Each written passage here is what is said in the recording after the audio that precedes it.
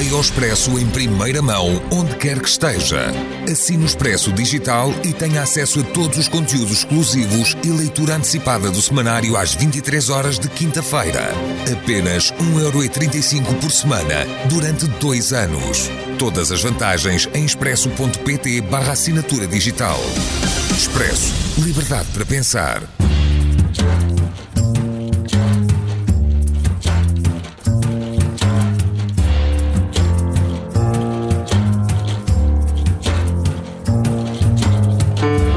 É mais do que uma entrevista, é menos do que um debate. É uma conversa com contraditório, em que no fim é mesmo a opinião do convidado que interessa. É um debate em que eu perco sempre. Perguntar Não Ofende é um podcast assinado por mim, Daniel Oliveira, o que não faz chorar. Quase sempre sobre política, às vezes sobre coisas realmente interessantes. Pode subscrever e seguir o Perguntar Não Ofende em Apple Podcasts, Spotify ou qualquer plataforma de podcasts que utilize no seu telemóvel ou computador. Também pode ouvi-lo sempre em expresso.pt/podcasts.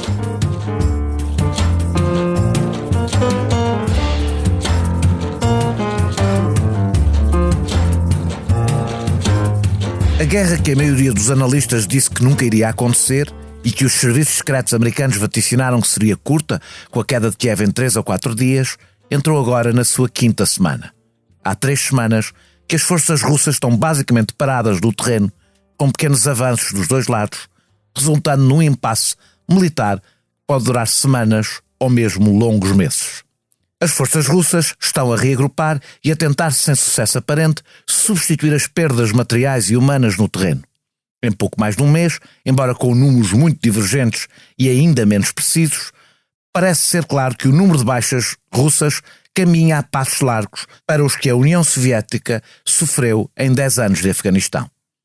As dificuldades parecem estar a conduzir a Rússia para um reposicionamento das suas ambições políticas, declarando agora que o objetivo sempre foi a autonomia das regiões separatistas, mas estão a levar também Biden a subir de forma decidida o tom bélico, com comparações com as guerras mundiais que devastaram a Europa e a uma mudança de regime na Rússia. Não se sabe para onde irá caminhar a guerra, mas são notórios os sinais crescentes de instabilidade na região, com o retomar da ofensiva do Azerbaijão no Nagorno-Karabakh e os alinhamentos internacionais a redesenharem-se. A viragem dos Estados Unidos para a Europa será estrutural ou apenas uma oportunidade circunstancial de derrotar um velho inimigo? E que papel terá a China no mundo que herdamos desta guerra? Daniel Pinel, especialista em relações internacionais, é professor e investigador na Universidade de Amsterdão. O seu eclético percurso académico, com a passagem pelas universidades da Alemanha ou dos Estados Unidos, mas também ao Paquistão, onde ficou a conhecer bem a realidade do Afeganistão, é traduzida nos seus vastos interesses de investigação da segurança internacional à governabilidade global. Muito obrigado, Daniel, por teres aceitado este meu convite. Eu começo por uma questão aparentemente paralela, mas muito importante para início da nossa conversa. Tens acompanhado a cobertura noticiosa e o debate público que tem sido feito desta guerra, tens aliás participado nesse debate público e no comentário ao longo desta cobertura. Sentes que as pessoas têm conseguido, se têm conseguido passar às pessoas a complexidade que este conflito tem, que se tem conseguido ir para além da posição moral sobre este tema? Não. Ou seja, e digo não de uma forma preocupada, porque acho que muito rapidamente há uma boa razão para isso, mas independentemente da razão ser boa, o efeito é muito pernicioso. A boa razão é porque, como eu acho que inclusive tu já disseste, é talvez a primeira guerra que nós estamos a acompanhar desde o século XX, que estamos a acompanhar em direto do lado do oprimido, do lado do invadido. E isso tem tido um efeito claro do ponto de vista do posicionamento moral, até da profissão jornalística e sobretudo dos comentadores. Mas o efeito negativo disso é que nós temos confundido a clareza moral como um ponto de chegada a um nec plus ultra. Portanto, claramente há um lado que está certo, há um lado que está errado. Claramente há um lado que faz propaganda e há um lado que não faz. E, portanto, o que nós temos que fazer é fazer a nossa análise, mas dentro das balizas da nossa certeza moral ou do nosso ativismo. E eu entendo essa preocupação, mas acho que essa preocupação é contraproducente até para... Ou seja, mesmo do ponto de vista de salvaguardar, por exemplo, coisas importantes como o respeito pelo direito internacional, ou salvaguardar, por exemplo, a possibilidade de um acordo de paz, ou salvaguardar, por exemplo, o bem-estar dos civis, sejam na Ucrânia, sejam por causa das sanções na Rússia, aquilo que estamos a fazer acaba por abandonar outras preocupações éticas a longo prazo. E portanto, chegamos àquele discurso. Aliás, nós tivemos imensos exemplos disto, não é? Mas aquela ideia de que não há mas. Não há explicações. Estas pessoas que tentam entender e que tentam falar das razões russas como se uma coisa, ter razões, implique que nós temos que concordar com elas. Quer dizer, eu posso ser um criminólogo que estuda assassinos em série e posso passar 30 anos a tentar explicar ao público as razões que levam um criminoso em série a matar um determinado perfil de dinheiro, sem nunca dizer que isso é desejável, bom, justificável, aceitável, razão, que não é que ele tenha razão, que ter razões, não é? Não é? Portanto, e isso a mim tem-me chocado, porque isso tem levado, bem, para já uma crispação grande. Não vamos sequer falar nas redes sociais, porque enfim, as redes sociais vivem em crispação permanente. O Twitter serve para isso, não é verdade? Não é? Como alguém dizia, vai só ao Twitter para se perder amigos, não é? Mas tirando isso, mesmo, por exemplo, na cobertura jornalística, mesmo no espaço documentariado, no comentário político por parte de decisores, e eu noto em mim, em vários colegas meus, um cuidado muito grande de medir as palavras e de tentar ser claro, não é? Ter que sempre fazer um disclaimer, não é? Temos que começar.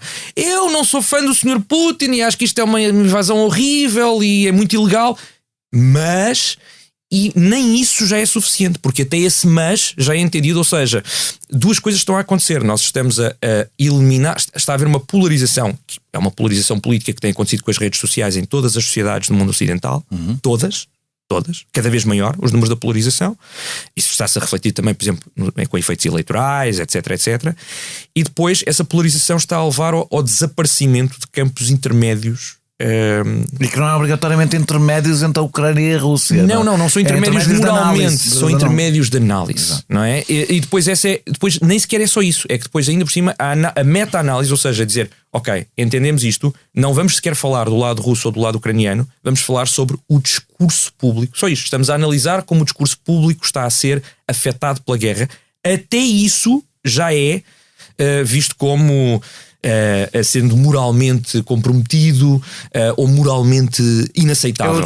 Eu utilizei uma expressão que é a militarização do pensamento, ou seja, que nenhuma ideia é válida se não for possível de ser chamada ao esforço de guerra do lado contra a Rússia. Ela não é útil se ela não cumpre a função de ser mobilizável para o esforço de guerra. Ela não é útil, mesmo que seja fundamental para compreender a própria guerra, para compreender a realidade. Ontem um colega meu dizia-me, eu não sei, eu entendo o teu argumento do ponto de vista analítico, mas eu não sei se é moralmente razoável pedirmos aos ucranianos que nesta altura cedam em seja o que for da sua soberania. E eu concordei. Eu disse que se eu fosse um líder ucraniano, também não pediria isso aos ucranianos, provavelmente. Não sei, acho que não. Mas eu não estou a dizer que é isso que devemos fazer. Estou a dizer que se não fizermos isso, as consequências são X e Y. E se fizermos isso... E é importante para fazer ou não fazer, saber quais são as consequências. Entender as consequências, entender as razões, entender os limites dessa decisão. Lidar com ela ou não. Ou achar de uma forma, eu acho que a liberdade do pensamento é extraordinariamente importante.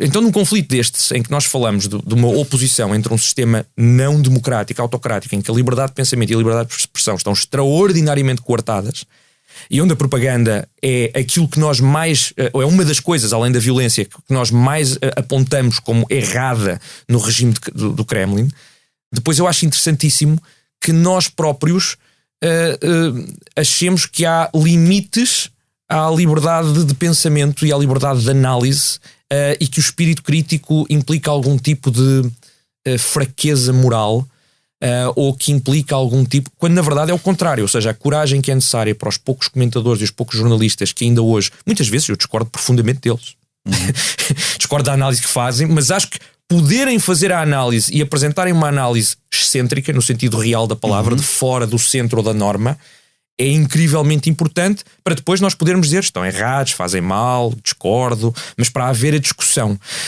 para não haver o unanimismo.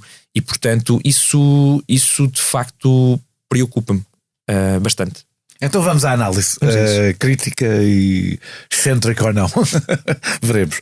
Ao fim de 5 semanas de guerra e quando o conflito parece ter chegado a um impasse, percebe-se que os erros militares da Rússia tornaram inviáveis, ou pelo menos parecem ter tornado inviáveis, os seus próprios objetivos iniciais. Putin estava mal informado, teve uma ambição desmesurada, tendo em conta a sua capacidade militar. Aqui não podes fazer mais do que palpites, porque não estás na cabeça do Putin, mas qual é a análise, o que é que te parece mais provável? Má informação ou uma ambição desmesurada? Eu acho que é sempre aquela resposta académica. Eu peço imensa desculpa por isto, mas eu acho que são esses dois fatores e mais um terceiro fator, ou seja, e por razões diferentes. Nomeadamente, eu acho que efetivamente houve má informação. Aliás, não é à toa que o FSO, que é um serviço de segurança interna muito mais próximo do Kremlin que o FSB, o antigo KGB, ou o antigo principal ramo do KGB, foi prender, e estão 2 diretores, um diretor e um subdiretor de serviço do FSB, em prisão domiciliária por ordens de Putin, porque, segundo Putin, lhe deram informações erradas em relação era o diretor que tinha a ver com a desk da Ucrânia e o vice-diretor. E, portanto, claramente obviamente que Putin vai culpar todas as pessoas que não sejam ele próprio, mas além disso, além da ideia do bode expiatório, há claramente a noção de que houve más informações. Aliás, como nós até podemos ver, por exemplo, a defesa antiaérea ucraniana ainda está em funcionamento ao fim de 5 semanas de guerra, debilitada, mas a funcionar. Um ataque que tivesse informações suficientes, provavelmente tinha sido muito mais eficaz logo nas primeiras horas. E depois as informações não fazem apenas informações nesse sentido de ir buscar coisas concretas do campo de batalha, não é preparar o campo de batalha, mas também avaliações, por exemplo, da moral, da capacidade de resistência, da unidade política, de uma série de outras coisas. E, portanto, isso claramente parece ter falhado. Agora, o que me parece é que também, depois há outra coisa, que é a tomada de risco por Putin. É muito difícil de nós entendermos fora da biografia específica de Putin, porque é a primeira vez que temos um líder na Rússia, seja na Rússia imperial, eu diria até, enfim, imperial dos czares talvez não, mas durante a União Soviética havia um elemento colegial de decisão em que o líder tinha, dependendo do líder, até pouco poder. Muitas vezes. Tirando o Stalin, não é? Durante o período do Stalin. Tirando o Stalin, mas mesmo o Stalin muitas vezes não ia contra pessoas como o Beria. Depois eventualmente foi, mas quer dizer, mesmo do ponto de vista do equilíbrio dentro do Politburo e das forças de segurança e dos serviços de informações, tinha que haver um certo equilíbrio na tomada de decisão e muitas vezes era colegial. Ou havia a tentativa que fosse colegial. Aqui não há sequer essa tentativa e portanto, o poder está particularmente concentrado nas mãos de Vladimir Putin, aquilo que no Kremlin hoje se chama a vertical do poder. Não é? Há uns anos que eles usam muito isso, a ideia é que está concentrado e que todo o país, a tentativa foi de concentrar o máximo de poder porque não havia outra forma de governar uma Rússia sem uma implosão ou sem uma quebra. Começou logo pela nomeação dos governadores, e depois a questão dos média e depois, portanto, uma centralização absoluta do poder em Putin. Isso significa que há aqui questões da sua biografia, da sua percepção de risco, que são importantes. Depois há um terceiro fator que é, nós temos que entender que há objetivos limitados de Putin para esta guerra, e esses talvez ele já os tenha atingido, ou talvez os consiga atingir, e depois há objetivos genéricos da política externa russa que foram mudando desde 2000 à medida que a relação com o Ocidente se foi, ou com os Estados europeus e com os Estados da NATO e com os Estados Unidos foram mudando fundamentalmente. Putin em 1999, 2000, 2002 era um líder, era talvez o líder mais pró-Ocidente que existia na Rússia. Foi, aliás, bem recebido. Foi bem recebido, mas não bem recebido o suficiente. Isso é um problema. E já tinha cometido os crimes na Chechênia quando continuava a ser muito bem visto. Aliás, essa crispação, o facto, há 2 momentos em que, portanto, vamos lá ver se eu sou sistemático nisto. Há aqui uma série de problemas que nós não temos falado muito, que têm a ver, por exemplo, com... Isto é a queda. Nós estamos a ver a queda do Império Russo. A queda do Império Russo não é na altura dos sovietes. É agora. Aconteceu há meia dúzia de anos atrás. Aconteceu em 91, 92. Isto é o desagregar do último Império Russo. E a queda dos impérios é complicada. Até agora, a gestão que tem havido do esboroar dessa autoridade central tem sido complicada, mas gerível. Putin acha que foi a maior tragédia que aconteceu e que precisa de recuperar um passado imperial. Esta ideia, bem como a crise económico-demográfica russa, fortíssima já antes desta, que agora se vai agravar muito mais, bem como o papel dos países ocidentais em, não vou dizer ignorarem, mas essencialmente marginalizarem a Rússia enquanto grande poder. Acabou o problema, acabou a Guerra Fria, a Rússia é mais um Estado soberano, tem os seus problemas, mas não é um grande poder, não faz parte da arquitetura de segurança da Europa, não é certamente equivalente em termos de poder aos Estados Unidos, ou à China, ou a quem quer que seja importante, ou à União Europeia, não conta, não é? E isto é os vários passos deste namoro falhado entre Putin e o Ocidente, a humilhação dos anos 90, fazem com que haja aqui objetivos a longo prazo. Esses sim não vão ser atingidos. Porque, por exemplo, porque Putin também não entende algumas coisas importantes. A sua biografia faz com que ele não entenda, por exemplo, as relações institucionais. Ele é um burocrata, curiosamente ele é um burocrata soviético, não é? O seu treino, não era sequer um espião, era um pequeno burocrata do KGB. Mas ele não entende relações institucionais que não sejam relações de interesse pessoal. E, portanto, a ideia que, por exemplo, quando ele pediu, houve uma altura em que ele celebermente flutuou a ideia que talvez a Rússia se juntasse à NATO. Deveria juntar-se à NATO, ao Lord Robertson. E o Lord Robertson disse-lhe, está, aliás, bem descrito por vários biógrafos, disse-lhe que sim, senhor, era uma ótima ideia, mas que a NATO não convidava ninguém. Os países candidatavam-se e depois havia um processo de adesão normal, como todos os outros, com filas de espera, E a resposta do Putin foi, sim, mas nós somos a Rússia, nós não vamos ficar numa fila de espera com países que não contam para nada. Isso não faz sentido nenhum. Quando é que nos convidam? Portanto, ele não consegue entender ambientes institucionais com regras institucionais. A sua visão do mundo, muito cínica, é que não há democracia, não há valores, não há instituições, não há regras. Isso é tudo hipocrisia. O que há é interesses nacionais e pessoais, que às vezes se confundem, como no seu caso.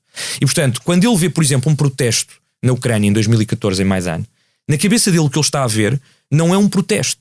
O que ele está a ver é um ataque do Ocidente pago pelos Estados Unidos e pelo Departamento de Estado para fomentar mais uma revolução, como já fomentou outras na Primavera Árabe. Ele não entende uma multidão que não seja paga. Ele não entende uma multidão que não tenha um mestre por trás a puxar os cordéis. Isto não é pensável para ele. Na realidade, na análise que eu vejo algumas vezes da Ucrânia, não é o único. Há quem o acompanhe nesse raciocínio. Não é o único, mas a ideia é que, portanto, ele não consegue entender, como ele não consegue entender, por exemplo, a questão dos valores ou da pressão democrática sobre um governo. Portanto, na cabeça dele, a Alemanha nunca, mas nunca, foi um erro de cálculo, a Alemanha nunca iria parar a opinião pública. Nunca.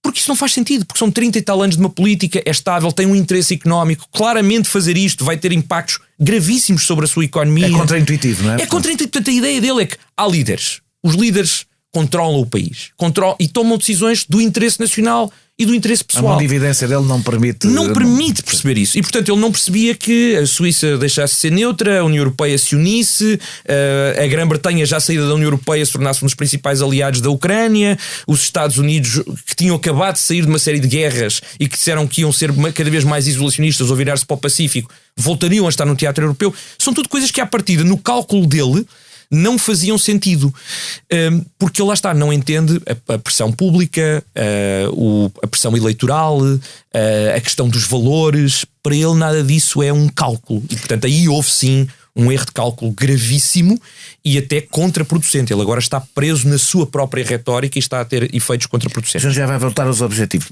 Nem no Afeganistão estiveram tantos soldados e meios envolvidos.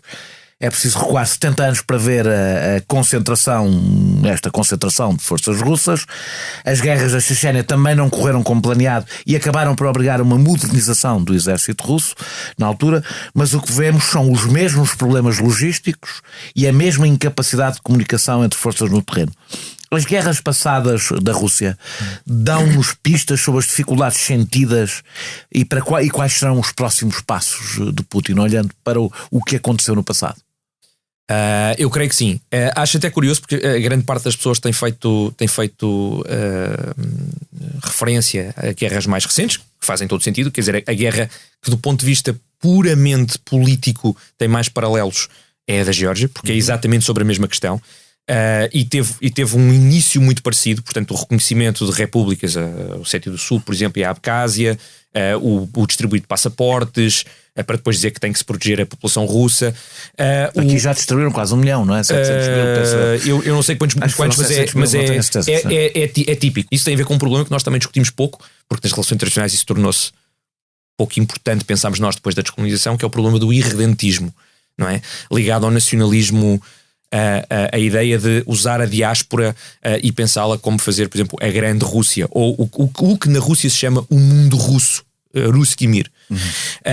E há várias doutrinas importantes perto do Kremlin que têm feito. Aliás, quando Putin vem dizer aquela coisa extraordinária que é a maior tragédia do século XX, não foi a Primeira Guerra Mundial, não foi a Segunda Guerra Mundial, não foi o Holocausto, não foi o Vietnã, não foi nada, foi o colapso da União Soviética.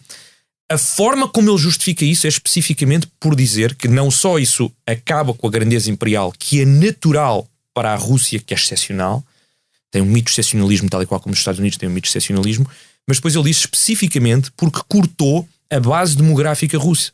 Ele diz: há dezenas de milhões de russos, cidadãos, e de falantes de russo, integrantes desse mundo russo ou dessa civilização russa, entre aspas, que estão agora cortados da mãe Rússia. E tem que ser um objetivo de política externa protegê-los e de preferência integrá-los. Portanto, isto já é doutrina do Kremlin há mais de uma década. Aliás, esteve aqui a falar a Raquel Freire, que tem falado imenso sobre isso, e a política para o espaço pós-soviético, não é? E como é que isso é entendido. Portanto, eu acho que é importante entender esse grande problema. Depois, em relação às guerras, falamos muito na Geórgia, falamos alguma coisa na Chechênia, falamos na guerra da Síria, mas eu acho que, curiosamente, as guerras que mais importaria aqui olhar seriam a do Afeganistão, mas sobretudo a guerra do inverno contra a Finlândia. Pré-Segunda Guerra Mundial e depois durante a chamada guerra, no final dos anos 30, 39, 40, e depois a guerra da continuação. Essa é menos importante. Mas essa guerra, que é muitíssimo mais significativa em termos de baixa, quer dizer, os russos tiveram qualquer coisa como 120 a 150 mil soldados mortos, 25 mil mortos do lado finlandês, mas foi o caso em que a Rússia não estava à espera que um país pequeno, periférico, em que havia disputas territoriais importantes com significado estratégico para a Rússia, do ponto de vista até dos recursos naturais, e também da sua autonomia estratégica de acesso, por exemplo, ao Mar do Norte, Murmansk, uma série de outras coisas, que pudessem resistir desta forma. E depois a resistência finlandesa e as pesadas baixas fizeram com que houvesse uma reorganização militar importante. Aliás, na verdade, a Rússia venceu a guerra, como se a Rússia estiver determinada a vencer militarmente, a Rússia vai vencer esta guerra.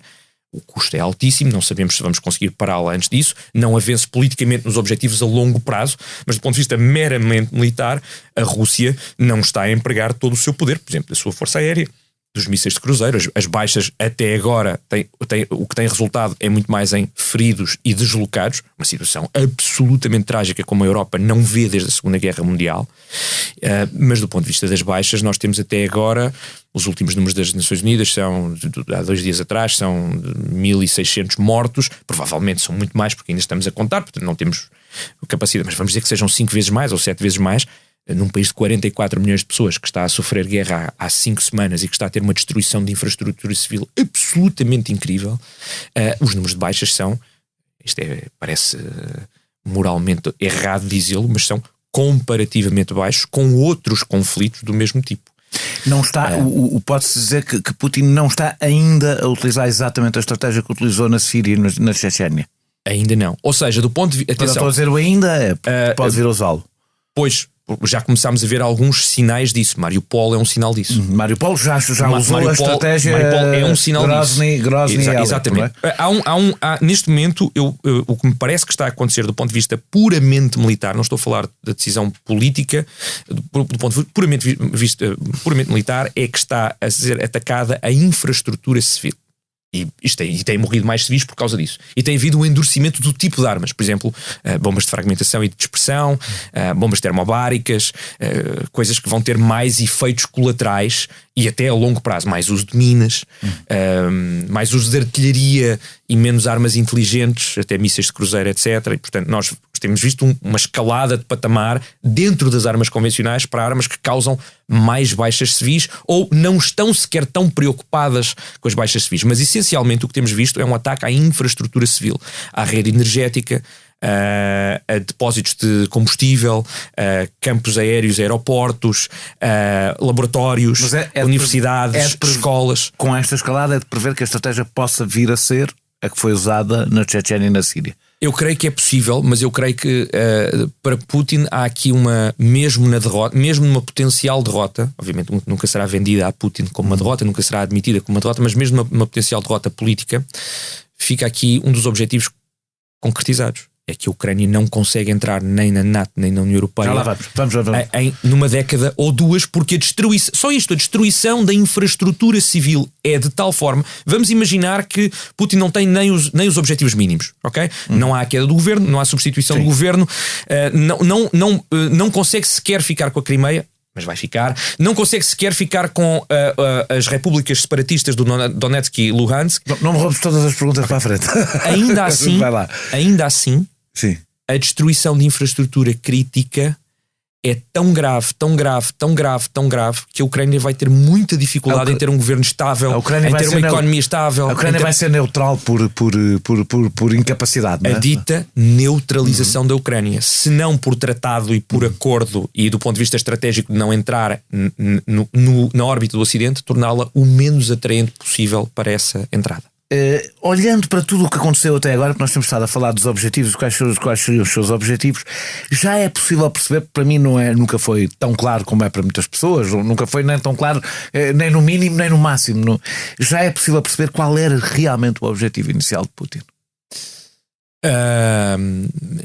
É possível, eu não consigo. Ou seja, eu tenho, como acho que eu vejo muitos gente com imensas certezas. Os teus ouvintes saibam. Pois, exatamente. Eu tenho aqui uma desvantagem que é uma vantagem. Eu não sou um especialista em política externa russa ou ucraniana e, portanto, o meu estudo é essencialmente do ponto de vista dos estudos críticos de segurança e da violência política.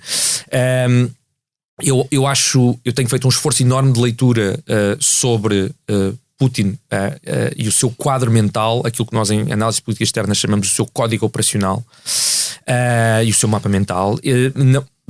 É difícil destrinçá-lo e efetivamente é pouco comum termos uma decisão tão concentrada na mente de uma só pessoa, muito isolado, com poucos conselheiros próximos, com conselheiros a dizerem coisas muito diferentes, com pouco poder burocrático do Kremlin em pará-lo, com a própria diplomacia russa, que é extraordinariamente forte e tem algum grau de autonomia, muitas vezes apanhada de surpresa.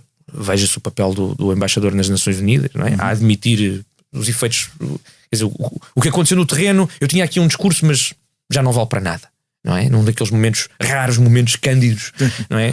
De um diplomata. Portanto, a ser apanhado, e portanto, nós estamos a ver. Portanto, é muito difícil. Eu acho que nós devemos. Eu sou fã de percebermos sempre duas coisas. Aquilo que o outro lado diz, não porque seja verdade, mas porque é importante perceber porque é que é dito, não é? De todas as coisas que podem ser ditas. Por exemplo, os talibã, quando não entregaram o Bin Laden, disseram que não o entregaram. Todos os argumentos que fizeram foram do ponto de vista do direito internacional, do respeito pelo direito internacional. Eu não sei se o Mullah Omar especificamente tem um enorme respeito ou tinha um enorme respeito pelo direito internacional, mas o facto de terem feito o argumento por aí e de terem enfatizado isso é analiticamente importante para percebermos uma série de coisas. Portanto, eu acho que é importante nós percebermos o que é que a Rússia disse e o que é que a Rússia pediu. Não é para dizer que tem razão, que não há um outro lado, não é nada. É só para perceber o que é que está na mesa para Putin. E curiosamente a questão da NATO é menos importante, ou seja, grande parte do problema da NATO ele achou que já tinha sido resolvido, porque o grande problema da NATO era a NATO ter uma frota no Mar Negro, em Sebastopol. na Crimeia. Daí a tomada da Crimeia. A Crimeia não pode ter tropas da NATO, nem pode ser porto de entrada para a NATO, nem pode daí tirar a frota da armada russa. Depois começou a ter alguns problemas quando começou a perceber que a estratégia que usa, por exemplo, na Bielorrússia não iria funcionar. A estratégia da manipulação eleitoral, a estratégia do governo fantoche, a estratégia da dependência económica profunda, por exemplo, da Transnistria ou das repúblicas na Geórgia, não ia ser tão fácil. Repare-se o que aconteceu ao Nord Stream 2, não é? E eu acho que houve aqui uma série de questões que ao mesmo tempo tornaram a decisão, os custos da inação a curto, médio prazo eram mais altos na cabeça de Putin que os custos da ação. Okay? Portanto, a ideia é que ele é um louco, é extraordinariamente agressivo, enfim. Eu desvalorizo isso. Não estou a dizer que não tenha, por exemplo, Putin várias vezes já mostrou que sobreestima ameaças, já aconteceu várias vezes, até do ponto de vista interno. Que há um lado paranoico, não é? E que toma riscos grandes quando acha que o seu governo está o seu regime e a sua sobrevivência pessoal. Eu acho que é uma coisa muito importante a sua biografia, já agora. Disse-o ontem na SIG. Eu já vi para aí 5 entrevistas e já li 2 biógrafos que falaram muito deste momento. O momento em que Gaddafi foi morto pela população. Aparentemente não foi o único, porque o próprio Assad deu bastante importância a esse momento e os sírios pagaram bem caro. Exatamente. Putin entendeu as revoluções da Primavera Árabe e as revoluções coloridas no espaço pós-soviético como um contínuo dirigido pelo Ocidente e pelos Estados Unidos, particularmente o Departamento de Estado, uma espécie de uma revolução democrática que é só democrática em nome, o que na verdade quer fazer é acabar com regimes que não são próximos do Ocidente. Esta é a visão dele. A democracia não é importante, ninguém é democrata, não há direitos humanos, essas coisas não interessam. Isso é tudo corrupto. E portanto, na verdade, isto é um ataque contra nós. Está-se a preparar um ataque contra... É uma vaga de ataques contra os nossos interesses e mais tarde ou mais cedo será um ataque contra nós, contra mim, contra o regime do Kremlin. Ele passou horas e horas em loop num sábado, a ver 6 ou 7 horas a ver não o que estava a acontecer, mas especificamente o linchamento de Gaddafi às mãos da população líbia. E aquilo que ele entendeu, e Gaddafi tinha sido um aliado do Ocidente, até do ponto de vista energético da União Europeia, até do ponto de vista dos Estados Unidos, enfim, com uma relação muito, muito, muito complicada, mas que tinha sido normalizada nos últimos anos, até com o Reino Unido, etc., por causa do Lockerbie, etc. Portanto, a ideia de que era muito difícil confiar na ideia que podia haver uma distensão política e que podia haver uma normalização política. E, portanto, eu acho que Putin, verdadeiramente, o risco aqui, e é por isso que depois vamos falar sobre isso certamente, o risco aqui é Putin entender que a sua suspeita de que há uma tendência para mudar o regime, portanto, para a sobrevivência política do regime e física dele estar em perigo, é talvez a coisa mais grave que nós possamos fazer. E é por isso que algumas declarações, nós vamos lá, algumas declarações são muito pouco avisadas neste momento. Isto não quer dizer que eu não queira que haja uma transformação política. Uma coisa é o que se quer, outra coisa é o que se diz e cada pessoa diz com as suas não, e é que eu acho que muitos... Nós vamos falar do Biden mais à frente. A mudança do regime ucraniano, assente no que devia ser uma fulgurante captura das principais cidades, falhou. Nisso parece que Putin falhou. Mesmo a conquista de terreno de zonas separatistas tem sido curto até agora. Já temos representantes russos a dizer que o objetivo não era tomar o país, mas de enfraquecer o exército ucraniano e impedir a sua concentração no Donbass, o verdadeiro objetivo russo desde o início. Sim. Aliás, temos notícias de ontem, penso eu. Estamos a gravar no dia 28 de março, neste momento até é preciso dizer as horas, às 11h15, neste momento.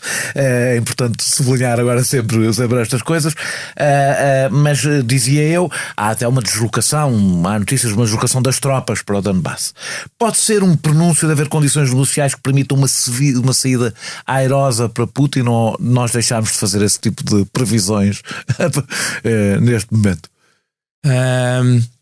Eu acho que é importante perceber que Putin, como aliás a generalidade dos líderes russos e dos decisores da defesa, pensam no uso da força ainda em termos muito clausewitzianos, muito do século XIX.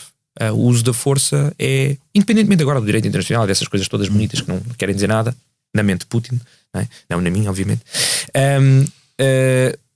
o uso da força é um instrumento como uma sanção ou como diplomacia. Aliás, é uma forma de diplomacia coerciva. E, portanto, Putin não vê esta guerra como uma coisa isolada, mas isto faz parte das negociações. Portanto, dizer, ele está a fazer mais guerra ou vai para as negociações? Não, as duas coisas simultaneamente, porque uma está a ser instrumento para a outra. Portanto, a ideia de escalar para depois desescalar. Portanto, ele avança para metade do país e tenta cortar o país a meio no rio Dnieper. Era a pergunta que eu ia fazer a seguir. E tenta fazer uma coisa que é tornar a Ucrânia inviável. O plano inicial parece ter sido ligar o Donbass à Crimeia. Então deixa-me juntar isto ao que tu estás a dizer para não. Okay. É exatamente a minha pergunta é a suposta desnazificação até pode já ter sido conseguida na cabeça de Putin com porque o famoso batalhão Azov, em que se concentrou grande parte do discurso da Rússia, estava sobretudo concentrado em Mariupol e portanto há de ter ficado bastante enfraquecido e portanto pode ser utilizado já como argumento político, imagino eu. Conseguindo criar um eixo até ao Dnieper, cortando a Ucrânia em dois, ou se tiver, aliás, a zona costeira, a Rússia estará em boa posição de negociar, porque na realidade tem moeda de troca, por assim dizer. Nós estamos a falar desta forma fria, e é preciso perceber que estamos a falar de uma forma fria, como dos objetivos. Como Putin falaria. Como Putin, provavelmente, de uma forma mais fria, no caso dele. Até onde é que achas que os dois lados, neste cenário em que isto são moedas de troca, podem não ser, portanto eu estou aqui, é um mero exercício, mas tudo dá a entender que sim, com base nisso, ou seja, até que ponto os dois lados podem estar dispostos a ir numa negociação? Hoje o discurso muito no Ocidente e da própria Ucrânia, não há cedência de 1 centímetro de terra. Nós não estamos aqui a analisar se deve haver ou não deve haver, não é esse o objetivo destas entrevistas e das nossas conversas aqui, não é o deve, é o que pode ou não pode acontecer e o que está a acontecer e as consequências. Até que ponto cada um dos lados pode ceder numa negociação deste género? Até onde é que cada um pode ir? Repare-se, eu creio que Putin, mesmo que não consiga tomar Odessa e não consiga cortar a Ucrânia do Mar Negro totalmente, tornando-a economicamente inviável como país, ou muito dificilmente viável como país, tem vários objetivos para os quais pode reverter. Eu acho que há aqui um pequeno pormenor, talvez, que é uma coisa que os russos realmente não esperaram. Foi, desde logo, a má performance das suas forças, por uma variedade de razões. A maior parte delas tem a ver com corrupção, o uso de recrutas conscritos e não soldados profissionais, uma série de coisas que fizeram com que isto corresse mal. Aliás, como na guerra fino-russa, na guerra do inverno. E o que está a acontecer é que já está a haver contra-ataques, contra-ofensivas ucranianas. Portanto, Kherson, que já foi tomada. Já não é só resistência, assim. Kherson foi tomada e há uma contra-ataque. Há um contra-ataque. Há várias pequenas cidades que estão a ser retomadas pelos ucranianos. Isto significa que ter uma extensão muito grande, ter umas forças muito dispersas em muitos objetivos, porque se toma e depois diz, pronto, esta está tomada, temos uma força muito pequena, instalamos algum tipo de presidente da Câmara ou pequeno governo transicional, ou seja o que for, não é? Só precisamos de reprimir a população com armas e passamos a grande parte das colunas para o próximo objetivo. Não é? Chegamos a Mykolaiv, depois vamos para Odessa. E se houver contra-ataques com eficácia ucranianos que, se não retomam as cidades, pelo menos tornam muito difícil a sua proteção, isto significa que o avanço para novos objetivos se torna praticamente impossível, ou tem que haver uma mobilização militar ainda maior, o que leva muito tempo. E portanto aquilo que nós estamos a ver pode ser apenas temporariamente para fazer uma segunda mobilização e repensar a estratégia, mas também pode ser um sinal para ter força de negociação, focar-se apenas no Donbass. Eu creio que Putin tem efetivamente muitas moedas de troca para levar para a mesa, e quanto mais não seja ter apenas dizer o status quo, não é? Portanto, e não é pouco para o esforço que fez? É muito pouco para o esforço que fez do ponto de vista financeiro, mas essa questão é pouco importante. Mas do ponto de vista interno, eu digo que é pouco do ponto de vista político. Exato. Como é que ele explica aos russos? Aos russos ele tem que explicar pouco. Mas ao resto do Kremlin e às forças e à defesa, se continuar a investir muito com Shoigu, como nos últimos 10 anos, na renovação militar, no complexo industrial militar russo, nas vendas de armas internacionais, na utilização dos militares em aspas, pequenas guerras periféricas, e se dentro do Kremlin não houver uma forte tendência para ver que houve um descontrolo, e se houver, do ponto de vista de novas relações económicas, do ponto de vista energético, com não só a China, como já estamos a ver, mas também eventualmente com a Índia e alguns países na África e da América Latina, é possível que isto não seja o caso para termos uma mudança de liderança. E isso é suficiente. Agora, o problema que me perguntavas... E a Ucrânia pode ir até onde? Pois, isso é um dos problemas. É que a Ucrânia, por uma razão má, acho eu, e por uma razão boa, tem dificuldades em ceder.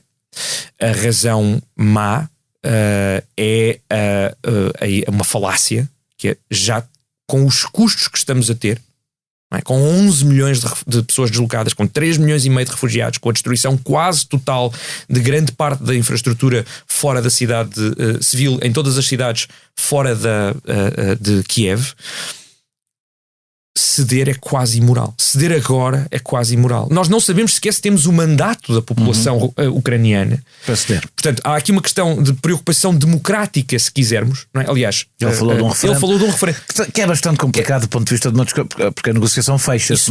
Isso mata uma negociação. É porque uma negociação tem que ter garantias. Sim, claro. Não é? E portanto, a gente diz que sim, mas o povo disser que não. Quer dizer, isso não é impossível. É legítimo, mas é impossível. E Putin, mais uma vez, que não acredita na questão do referendo, nem na democracia, acha que isto é... As negociações não estão a ser levadas a sério pelos ucranianos. Claro que estão, não é? Mas não estão a ser levadas a sério pelos ucranianos. E depois é duvidoso que o presidente Zelensky agora ganhou um capital político enorme que não tinha, estava a ter... Que lhe dá capital negocial, não é? Que lhe dá capital negocial, mas eu não sei se lhe dá capital político num qualquer cenário pós-guerra para fazer passar cedências importantes. Por exemplo... só o status quo, só a questão de, mesmo que não reconheça a independência das repúblicas separatistas, certo? Que tenha que ter um plano de uma autonomia. Já se percebeu que vai ser anexação, não é? Que essas independências vão ser seguidas de anexação. Até já há a proposta de um referendo para a anexação, portanto... Isto é interessante, porque aqui temos um problema muito grande, que é, na cabeça de Zelensky, eu não sei se essa anexação, embora seja absolutamente trágica e não aceitável do ponto de vista moral, resolvia-lhe um problema que é a entrada na União Europeia.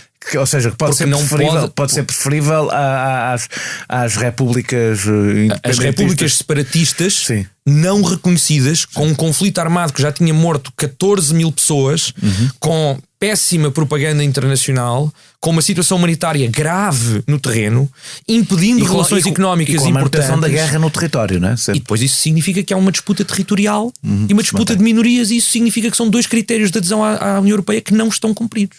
Portanto, tu achas que que a Ucrânia terá pouca margem de... Tem muito pouca margem de manobra. A primeira é porque ainda acha que militarmente consegue, ou seja, está a ver que as suas vitórias são importantes. O não perder é uma vitória. Só tem um problema, não é? Portanto, quanto mais isso acontecer, menos margem há para a negociação. Quanto menos margem houver para a negociação, menos margem há para esta guerra acabar. Pois. E maior será a situação. Porque isso é um dilema difícil de resolver. É um dilema difícil de resolver porque isso implica necessariamente um endurecimento. Se Putin não quiser pura e simplesmente desistir, e não havendo uma entrada da NATO na guerra, coisa que Zelensky tentou várias vezes, que houvesse uma entrada muito mais clara dos países da NATO na guerra, não havendo estas duas coisas, aquilo que vai haver é uma escalada da violência russa. Porque a Rússia, se quiser, pode fazer a estratégia Chechênia e ganhar a guerra. A estratégia Chechênia é gloves are off. Pronto, acabou. Agora, se tivermos que matar 1 milhão civis, acontece, é guerra, não é? Se tivermos que atingir as centrais nucleares ou provocar um desastre em Chernobyl, acontece, é guerra, não é? Se tivermos que usar armas químicas, olha, pronto. Temos deniability, nem sei como é que se diz, a capacidade de negar publicamente Acho que é assim, não é? Porque já começámos a plantar falsas histórias que na verdade os laboratórios que lá haviam eram laboratórios americanos e portanto que pode ter havido uma fuga, ou podem ter sido os ucranianos a dizer que isto ia acontecer para depois nos culparem a nós. Portanto, a Rússia tem a capacidade, infelizmente, tem a capacidade de tornar esta guerra ainda mais trágica, ainda mais custosa, ainda mais destruidora, ainda mais mortífera. E portanto, não ter garantias, portanto, a Ucrânia não quer ceder e tem a noção que pode ter vitórias militares, e tem tido algumas, mas isso é muito complicado para a construção da paz. A Ucrânia conseguiu ganhar a guerra da informação, acho que isso é evidente, claro, evitando a repetição do que aconteceu em 2014 e obrigando a União Europeia a participar numa escalada sem precedentes de pressão financeira. É importante dizer que é sem precedentes, porque há pessoas que não têm consciência de que há coisas que são feitas nestas sanções que nunca tinham sido feitas na história. Sim. Da parte dos Estados Unidos e da União Europeia. E da União Europeia, exatamente. Portanto, sem precedentes de pressão financeira, económica e militar. Quais são os limites deste apoio? A no-fly zone? Todo o apoio militar é possível sem acabar por envolver a NATO nesta guerra? Quais são...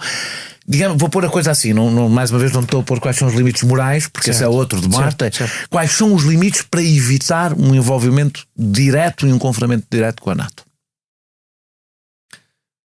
Eu acho que... Há quem acha que esse envolvimento direto deve existir, e aí, nesse caso, não há propriamente limites nenhuns em especial. Pode acabar mesmo com a entrada de tropas da NATO. Eu acho que quem acha isso, a minha pergunta é sempre a mesma. Quem acha isso, acho que deve assumir as consequências disso. Eu acho que as coisas devem ser levadas às suas consequências lógicas. Tem um problema, quem acha isso não tem como assumir as consequências disso, porque as consequências poderão ser tais que não estarão cá para assumi-las, mas pronto. Não, quando eu digo assumir as consequências, eu digo previamente assumir, não é? Portanto, dizer aquilo que eu quero. A resposta que eu tenho ouvido é: não tenho a certeza que fosse essa a consequência, o que é uma coisa que me deixa sempre muito descansado quando o risco de guerra nuclear. Eu também não tenho. Não é só uma questão de guerra nuclear. Não, há um paradoxo, enfim, não quero ser demasiado técnico e também não temos assim muito tempo, mas há um paradoxo importante na teoria da dissuasão nuclear, que é o chamado paradoxo da estabilidade e instabilidade. E o que isto quer dizer é que as armas nucleares, toda a gente entende, até os Estados Unidos passaram a entender após a utilização em Hiroshima e Nagasaki. Da primeira vez que a usaram. Foi a primeira vez que perceberam logo isto, porque depois começou a haver outros países com armas nucleares. E portanto, a ideia é que as armas nucleares, como a vasta maioria das armas de destruição maciça, mas em particular as armas nucleares, por uma questão de escala, enfim, várias coisas, são armas de não emprego. São armas de não emprego. Elas existem para não ser utilizadas. Elas existem essencialmente como um bluff. E esse bluff tem que ser extremamente racional. Temos que ser extremamente cautelosos, porque qualquer erro pode levar a uma escalada. Portanto, nós não queremos isso. Mas ao mesmo tempo tem que ser muito irracional, porque a dissuasão o que tenta fazer é, na mente do adversário, aumentar desproporcionalmente os custos para aquilo que são os benefícios. E dizer, ok, um tanque da NATO entra na Ucrânia e eu começo com a guerra nuclear. E, portanto, isso obviamente que não é racional para a NATO fazer isto. Dentro disto, depois há uma questão que é até onde é que se pode ir. Thomas Schelling, que foi um dos grandes teóricos da dissuasão nuclear, falava deste paradoxo que é até onde é que se pode ir convencionalmente. Porque se ambos os lados dizem, ok, nós vamos fazer tudo para ter uma escalada muito contida, evitar a escalada, ser só do último recurso e ainda assim pensar muito bem nisso. E se nós olharmos desde Hiroshima, nunca houve um envolvimento direto entre duas potências nucleares, ou seja, está uma, a outra não entra. E quando há tem havido alguns... A União Soviética apoiou o Vietnã.